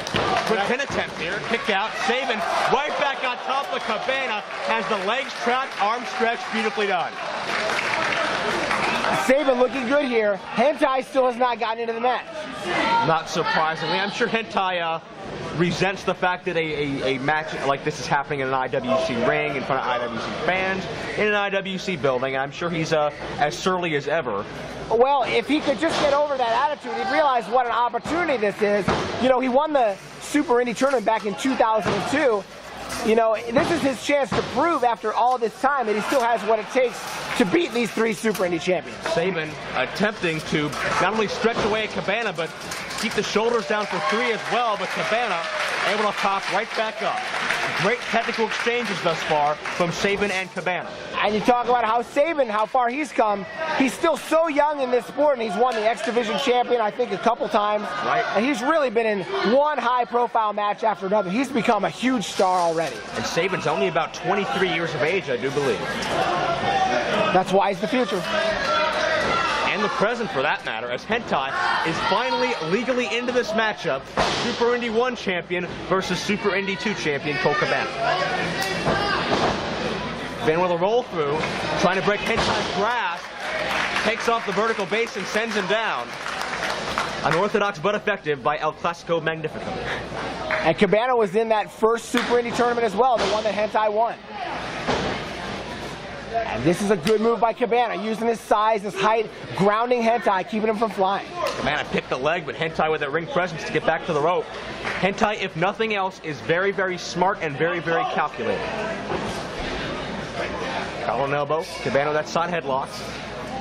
Control the head, you control the body, as Gordon Soley used to say. This is a good move for Cabana. It uses his height advantage because he can really just get his arms all the way around Hentai's head and just squeeze it in real tight. Especially Cabana's really, his upper body's very well developed lately. Hentai counters with the head scissors. Cabana trying to bridge up. Build some momentum. Trying to roll through here. Hentai hangs on, but Cabana breaks it on the cover.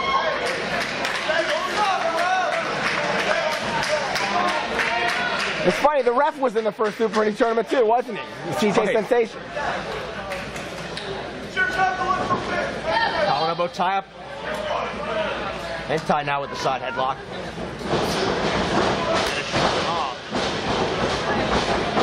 You gotta wonder how guys, oh, beautiful arm drag counter by Hentai.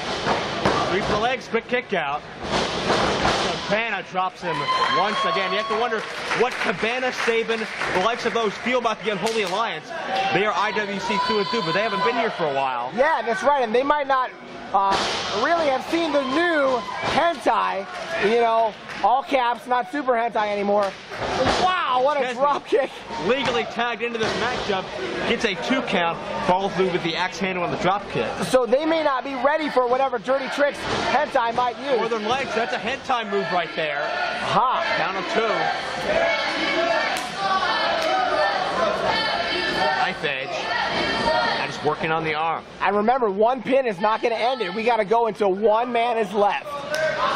Absolutely right. Hentai. Gotta be careful it doesn't go into the eyes. Kept it clean thus far, I believe. Hentai. McChesney runs right into a back elbow. Charging double knees in the corner.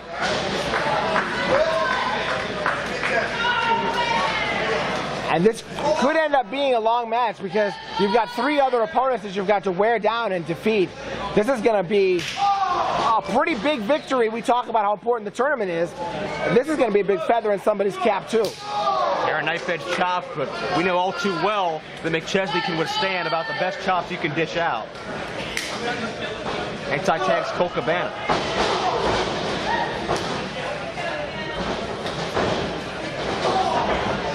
Now with a European-style uppercut. Interesting strategy these men are deploying here. Really, only Hentai has been hesitant about entering the ring. Certainly there's an amount of competitive spirit to that, but certainly you want to pick your spot. That's right. And Sabin, no. Sabin wants in, Cabana won't let him. Questionable call there, we'll see where it gets him. Oh. Boys fooled me twice. Shame on you. Right, yeah, shame on me. McChesney with those right hands fighting back on Colt Cabana. We've seen the drive, we've seen the intensity he can peek and deploy, and Cabana trips him up. McChesney was reaching for Sabin for the tag. Didn't even want to attempt for hentai. Well, Cabana said the magic word please, and so hentai tagged him. Hentai back in legally again. McChesney has certainly been, oh look at this, doing squats with McChesney over his shoulder. Good power by hentai there. Hey, Sam, you're doing real good over there. Cover. Oh, look at that lackadaisical cover, doing push-ups over top of McChesney. There's always time to tone. Oh, there's no time to tone. Lateral press off the suplex. Kick out once again. You know, McChesney's been one of those individuals who's really stepped up in recent months to fill that void of leadership in the locker room. I'm sure hentai resents that quite a bit. That's right. I mean, hentai, he looks at Fabulous. Fabulous is filling the role that hentai once had. Sort of the up-and-coming, plucky underdog who's getting his first big win, his first big exposure. And I'm sure hentai, you know, resents it that, you know, maybe feels people kind of forgot about him after winning that first one. And now Fabulous is kind of like the new flavor. Or maybe he's trying to teach him a lesson so that he doesn't get taken advantage of. Oh, taken advantage. Like Super Hentai did all those years. That's a pretty hard lesson. I mean, I'm still not convinced of the Unholy Alliance for all the things they're complaining about. The term has beat some sense into him. Hentai elevated in. McChesney out of the way. Tag the future. Chris Sabin, the fresh man. Down goes Hentai, down goes Cabana. Everybody's just flying back and forth. Drop kick, a leg for each man, and a great nip up by Sabin. All right. Sabin a house of fire. He's been wanting to get in this Now, match. springs off Hentai and McChesney before drilling Cabana with a tornado DDT. Takes everybody out but Hentai back up to interrupt. That may be the first time, well, at least in the IWC, that I've seen one guy take out 3 people with one move. Sabin sends Hentai in straight boot to the jaw. Oh, Tree of Woe time. Sabin has him set up. He's gonna charge in. Here we go. Check out the hang time on this drop kick. Oh! Drills right in her face. Fabulous says, I want some. Oh! Sabin says, nope, all mine. McChesney gets met with a boot. Look at this! Oh no! McChesney on top of Hentai. Double Tree of Woe. Going in again. Cabana tripped him up. Cabana is outsmarted Sabin again. Ah, yes. Cabana proving it's the little things sometimes. Yes. Nice Steve Urkel move. Did I do that? And Sabin very upset. Look at this. Cabana breaks off with a moonsault. Takes down Sabin and McChesney. Still, nobody's been eliminated. This match is going to go on for quite some time. Cabana drops Sabin with a gutbuster. Now Cabana has the momentum. Sabin and Hentai on the outside. Cabana and McChesney inside. Look at the leap on the drop kick. He caught Cabana while I was seeing some Bette Midler. Cabana was on the top rope, but he still reached it. Now, can Fabulous hit a big move, and somebody's got to eliminate somebody here. My God, diamond cutter drop kick combination. Takes down both men. Cover to Hentai, 2 and no. Cover to Cabana. 2 again. Can't finish him off. Sabin back in and drills him in the head. And he landed pretty hard, too, on this basketball floor. Got cradle shot. No, Hentai counters. My God, can you believe the pace this matchup has begun to take and an interference by Hentai? It's just been nonstop. It's been kind of like a lucha-style match at this point. Here comes Hentai. Hentai going up top. Ace it high. He got it. That could be it. Hook in the leg. Hentai. Ew. Almost wins. My gosh, much like the tournament itself, this matchup of past tournament winners, it's taken everything out of all of these competitors. And they're all still in it. Over and out. Low bridge by Cabana gets rid of Hentai. Cabana, again, showing that deceptive intelligence. Both men moving noticeably slower than they were in moments prior. Whoa! McChesney over top. Cabana able to duck it, but a helo takes out Hentai in the process. Air Fabulous. And now we got Sabin and Cabana on the apron. Sabin trying to suplex Cabana in. Counters out O'Connor roll. Beautiful bridge has Sabin pinned. 2, 3. Yeah. Yeah, he got him. 2. Ladies and gentlemen, Chris Sabin and Colt Cabana are eliminated. Each other? They pinned each other. The O'Connor roll got one guy, and then the Bridgeback, his own shoulders were down, and they both got pinned. They're both out. A moment of lapsing concentration by Cabana on that bridge cost him the Super Indy high challenge. Wow, Cabana cannot believe it. Sabin is out and Cabana's out. We're down to 2, just like that. Super Indy 1 champion Hentai, Super Indy 4 winner McChesney, who springs Whoa! in unbelievable leg drop. That could be it if he can get over and cover Hentai. Hentai is lifeless on that second rope. And Cabana's in, he says, no, you're out. Cabana still can't believe he was eliminated. Frustrated look on his face. McChesney's going to get the cover here. 2, no. So we're down to the first winner against the most recent winner. Right you are. Big smile for Fabulous. McChesney raining down with blows on top of Hentai's head. And one chop for a good measure. My gosh. Fabulous, very focused, very determined.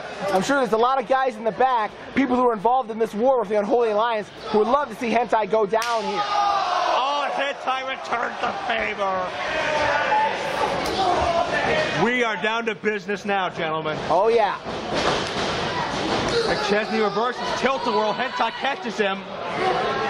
Uh-oh, Tombstone? And perched. Showing everybody a good view. Oh! Drops him with the corkscrew tombstone. That's incredible. Right you are. Cover 2. No! No. That was also incredible that he kicked out. Not a lot of luster behind the kick out on the part of John McChesney, however. You can see him start to fade. McChesney up and over, meets him with another chop. On top now! Beautiful missile drop kick. What Hentai? Cover 2! Hentai again gets the shoulder up. Wow. Fabulous and Hentai, both similar in so many ways. Actually, I should say Fabulous is similar to the old Hentai, and which one's going to win out? Fabulous similar to Super Hentai, a completely different person than we've seen in recent months. McChesney, superplex attempt, Hentai counters, shots to the ribs. Pushes him off at McChesney. Right back into the fight. Showing that fighting spirit. Fabulous making such a huge name for himself, and now he's going to try to put Hentai away. The same fighting spirit we've seen for the past year plus coming into play, but Hentai dazed him with a headbutt.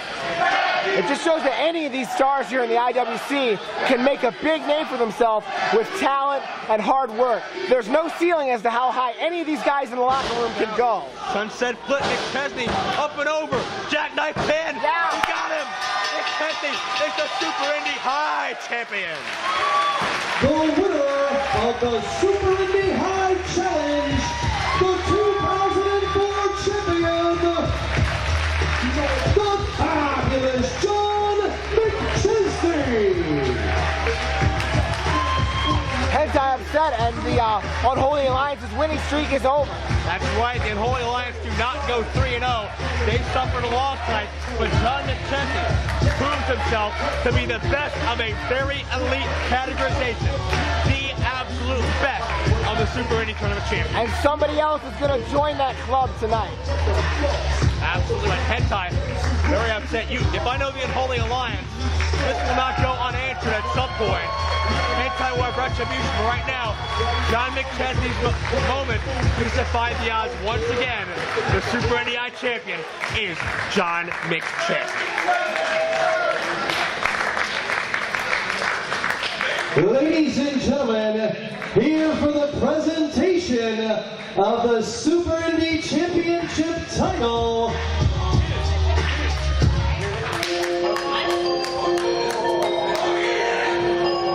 What is this? Well, we know who it is. is the last IWC Super Indy Champion of Record. Please welcome Loki. Well, as is tradition every year, the current champion vacates the belt, a new champion crowned in the tournament. Low-key abiding by that tradition this year. Low-key will present the belt to the winner of the Super Indy 5 Finals match.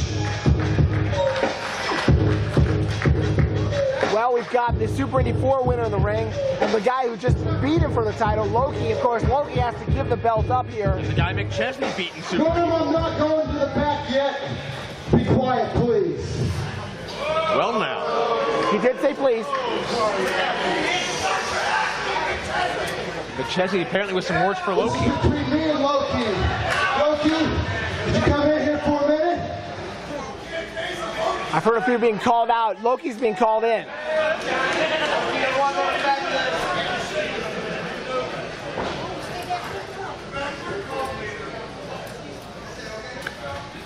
What are we going to see here? They've had two hellacious That man in the front row's right. I do have nothing to be ashamed of. You and I are even 1-1 here in IWC. But these fans know it, and I know it, that I took a hell of a beating both times. That's right. And he never quit, never backed down.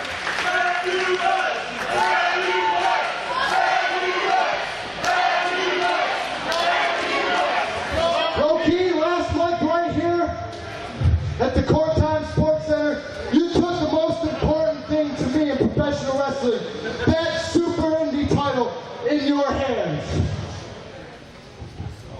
Tonight you're giving it to somebody else, but the war is not over between me and you.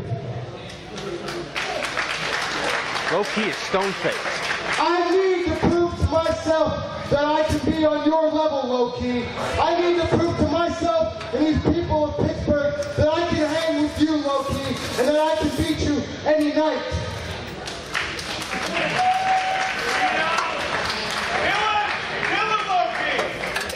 Low-key, there's one match in IWC that I'm undefeated in. And last year, in that match, I beat then X-Division champion, the Fallen Angel, Christopher Daniels, with blood pouring down my face. Oh my. Do you see where this is going? Low-key, I want to challenge you on June 9th to Cage Fury 3. Wow.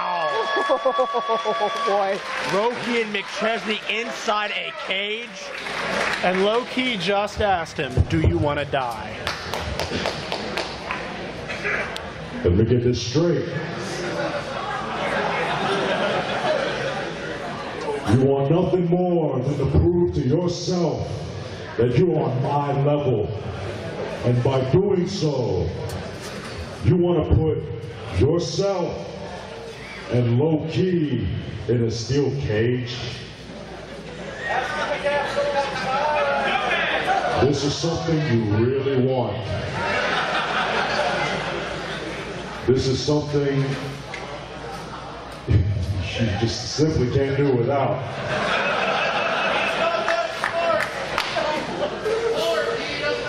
McChesney's determined. Well, then to you, since you've shown me that respect, all I can do is say I accept your challenge.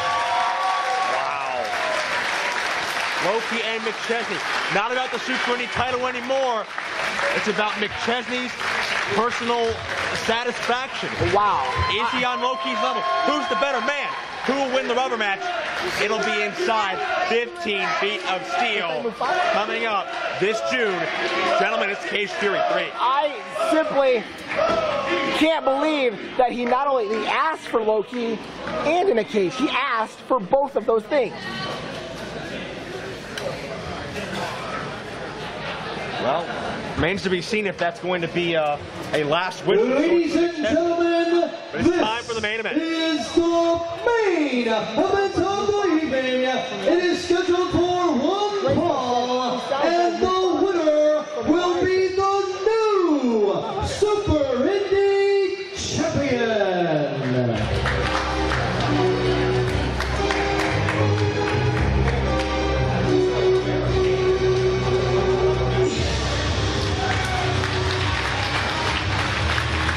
Introducing to you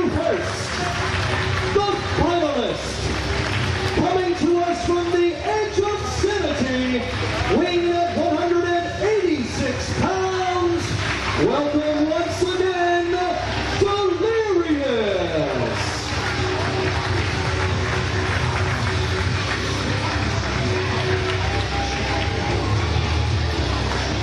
The man from the edge of sanity, Delirious, competing here in the Super Indy 5 final round.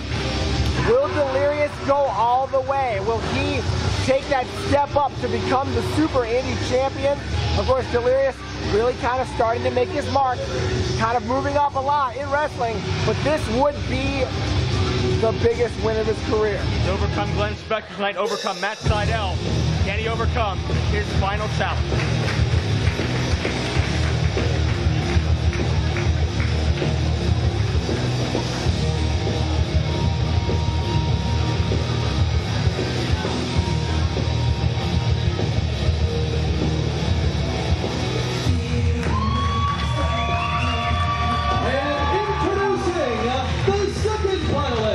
Weighing at 190 pounds from West Hollywood, California, Balls Hot.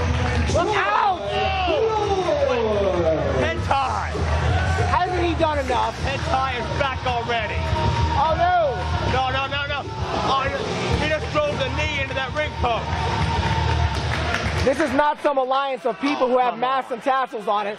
Hentai trying to ruin the party here for Troy Lords and cut his dream off. That's right. I'm sorry, who was talking about the Unholy Alliance was unable to screw the Super Indies? I think they just may have, unfortunately. Check and mate. Hentai upset over losing that Super Indy High challenge, obviously, and this is how he's going to take it out on us. This is the Unholy Alliance's plan. Troy Lords possibly having this Cinderella story, we've been talking about it all night. He's made it this far, he's made it to the finals, and before this match even gets started, Hentai, he has no alliance with Delirious. He's just trying to mess things up for Troy Lords.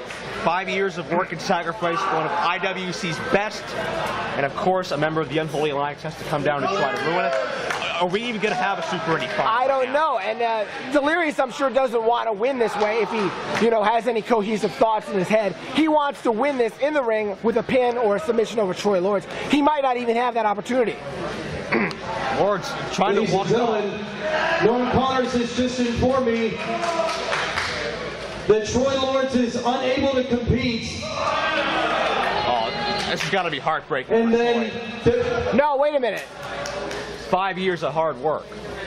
Come down to this. I don't think Norm wanted him to fight. It's not wise, but after he's trying to stop him. Norm is trying to stop him. How hard Troy's worked to get here, you can't blame him. This is the culmination of months, years really, of work for Troy Lords. He said ring the bell. Troy Lords can't even stand, but he wants to fight. Norm is very concerned. He's coming here talking to the ring announcer, Chuck Roberts. He wants to forbid Troy Lords from fighting. Norm's got to look out for the safety and health of his competitors. Exactly right, but... Take it from me! And Lords is not going to lie down. He's not going to let Delirious get a bye into Super Indy Gold. And Delirious, can't blame him, going right for that knee.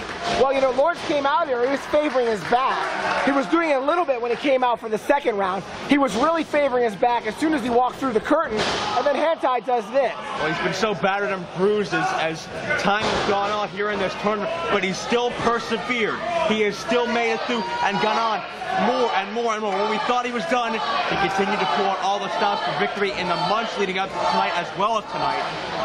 Has he met his match? That's just sickening what Hentai's done. I mean, it's amazing he's made it this far, made it to the finals, and I just wish we were seeing pretty much a match where they both started off on even footing. Right. And Hentai had to screw things up. The mark of a champion is someone who overcomes adversity. Well, this may be too much adversity. He may have had his patella shattered thanks to that damn Hentai. Fans getting behind Troy, but he can't put any weight on that leg. Delirious just scooped it again. Count of two. I'm as big a Troy Lords fan as the next guy, but I don't know if there's any way he can persevere through this. He can't even stand. From a health standpoint, he should not be in this match, and that's why Norm Connors is still at ringside trying to look out for him. His heart is bigger than his brain in this instance, but like I said, it's not like you can blame him after all the work he's been through. Right. Delirious going after that leg like a shark. Spinning toe hold by Delirious. You gotta just wonder how much pain is just etched throughout that entire leg of Troy Lawrence. Added to the pain of the quarterfinals and semifinals. It's a cradle. Wait, oh my God. Lawrence almost had this match, but can Troy Lawrence somehow complete this story with a happy ending? I don't know. It's not looking good here. Delirious has pretty much thrown out his offensive playbook and is just going right after the knee and nothing else. Can one of IWC's best overcome the toughest night in IWC and the toughest faction in IWC, the Unholy Alliance, in order to be champion? What a story that would make, but it's just a matter of time. Well, I don't see how Lawrence can get any meaningful offense if he can't really stand up. Delirious has been basically in control this entire match. Look at this. Just drop him right on the knee. My God. Smart move by Delirious, but you got to feel for Troy Lawrence. His matches with Shiima Xion just to retain his spot here. His match with John McChesney to qualify here.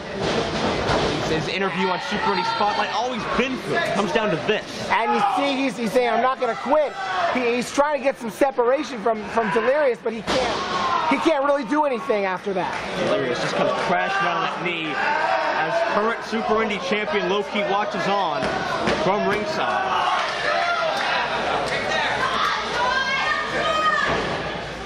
And Lawrence, how much damage is being done to this leg right now? And it may be a situation where I don't see him giving up. I don't see him verbally giving up. Delirious might have to try to make him tap out if possible. Enziguri attempt.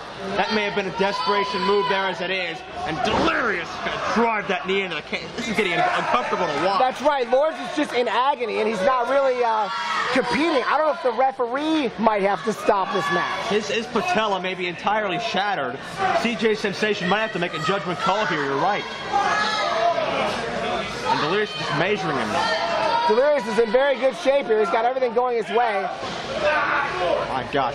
Promoter Norm Connors watching on intently at ringside as well. Certainly has the well-being of Lawrence first in mind. But if Norm Connors tried to stop this matchup without Lawrence being pinned or tapping out, I think Lawrence may attempt to hurt him. That's right. Delirious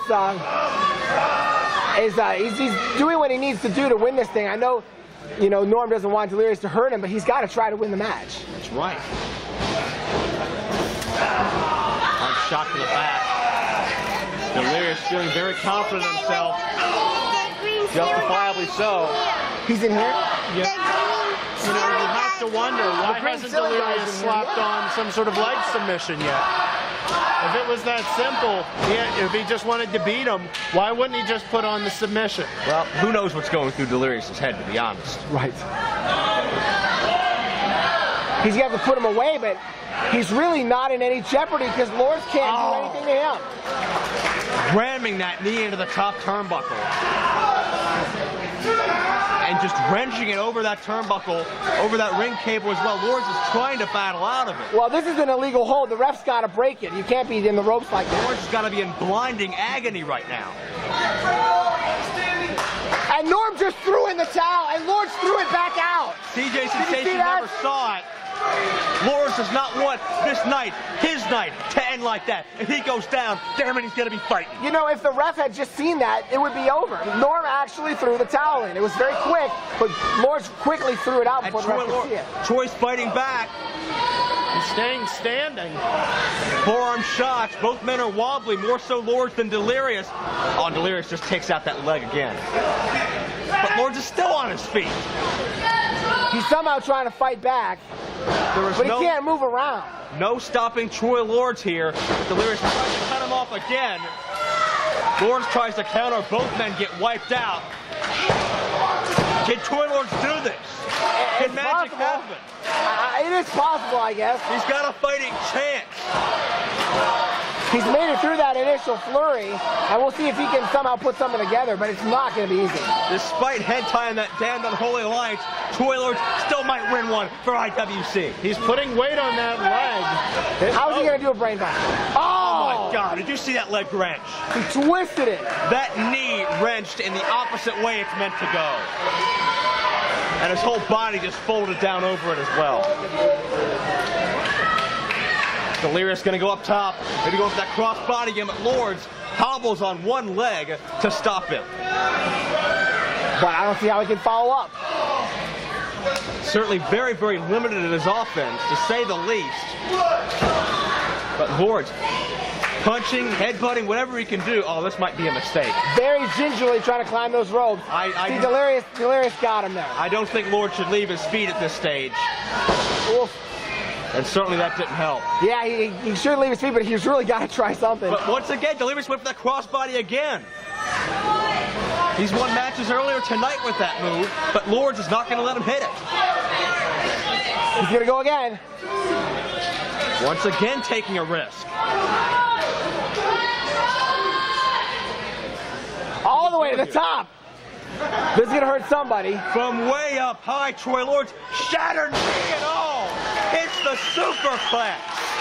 And look at what that did to Troy Lord's knee. Lords is in agony, but can he battle through the pain and get the cover? Troy Lord said at the beginning, you want it, take it from me. He's making, he will not give up. He is going, he will lose the leg before he gives up on this title. Well, I'm glad that we're actually getting to see a real fight for this, but I'm amazed that Lords is even able to put up a good fight. Single leg crab. Now that might be the tap out move right there. Wrenching that knee all over again. Can Lords get to a rope? Is this the end for Troy Lords? This might be the move that puts him away. This is what Delirious needs to do. Lords does not have nearly enough strength in that left leg to muscle out of it. Did he get it? No, he didn't grab it. He had the rope for a split second. The ref didn't call it. Delirious pulls him away at the absolute last minute. Can Lords hang on? I don't know. Can Lords persevere? Fight through the pain. Delirious is trying to cinch back in there, but Lords is making it tough on him. This is the culmination of his journey. Lords does not want to see it slip through his fingers, but he may have no other choice. Norm's got the towel and he's trying to decide whether to throw it in. He's got that towel back. That's it. I think Lords passed out. That's it. I think Lords passed out from the pain. He didn't tap. He never gave up, but he's passed out. And this match is over. Delirious is the new Super Indy champion.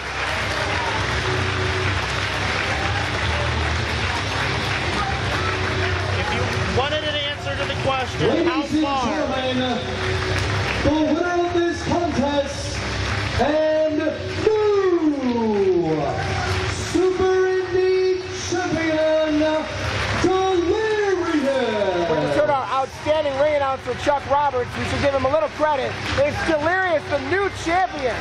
And boy, did Troy Lords come close. You wanted to know just how far Troy Lords would be willing to go to try and get this title. He just showed you. He would rather pass out than give up. Ladies and gentlemen, once again, referee CJ Sensation stops the contest and awards the match to the new Super Indy champion, Delirious, after Troy Lords has passed out. We've talked about it all night. The key to winning Super Indy is pushing your body beyond its limitations. Lords tried it. His body gave out on him, and Delirious is the champion. But you've got to give an assist to Hentai, who took that knee out. That's right. I mean, Lords didn't really get the chance that he wanted to. As we see Loki about to present the belt, Hentai really ruined it for him. This was Lord's Cinderella story. This was the culmination of 5 years of busting his ass in IWC, moving his way up through the ranks, and Hentai ruined it. You know, Lords might have won, he might have lost, Ladies but and he really gentlemen, didn't get the direct chance. your attention to the center ring, where Loki will now present the Super Indy title to the Super Indy 5 tournament champion, Delirious. As is traditional, the previous champion to award the new champion with the gold. We've talked about Lords a lot. Let's give a ton of credit to the champion here. He went through 3 tough matches, and he deserves that belt. And it's great to see Delirious get this biggest win of his career. Respectful presentation. He went through Sydal, Spectre, and Lords. Three of the toughest you'll find anywhere. You got to wonder the condition of Troy Lord's knee at this stage. And Delirious celebrating as only he can. Super Indy champion. He did not tap out. He did not submit. The referee stops this contest. Let's hear it for balls hot. Troy Lord. We can't forget that. Lords never gave up. Lords never let his dream die, but he passed out from the pain. But that gives Delirious the chance to be Super Indy champion.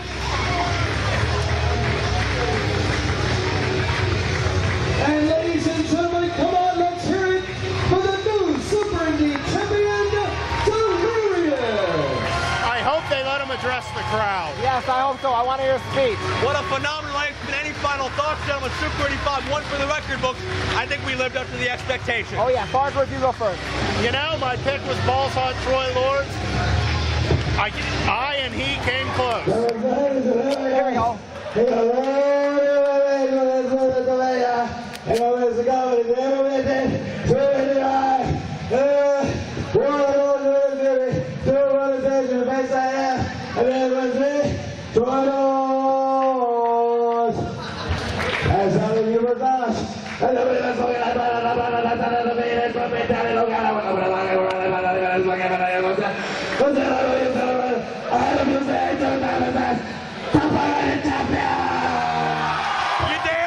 I couldn't agree more. Couldn't have said it better myself. Okay. I'd like to say that if I had to pick one night to come back for after 16 months of retirement, it's this. This has been a fabulous show. It's been great to see my friends. I would like to say one more time, my book, I wrote it about my career. I think you'll all like it. It's called This Side of the Mic. It's by Jeff Gorman, Gorman. Put it into bn.com, search for it, you'll find it. I think you'll like it. Thanks for letting me come back, and I'd like to once again turn over to Joe Dombrowski, who's done an outstanding job taking my place and doing a fantastic job. It's been a pleasure having me. It's been a pleasure at Super Indy 5. Delirious is champion. We thank you for joining us. Delirious wins, but Troy Lords never gave up.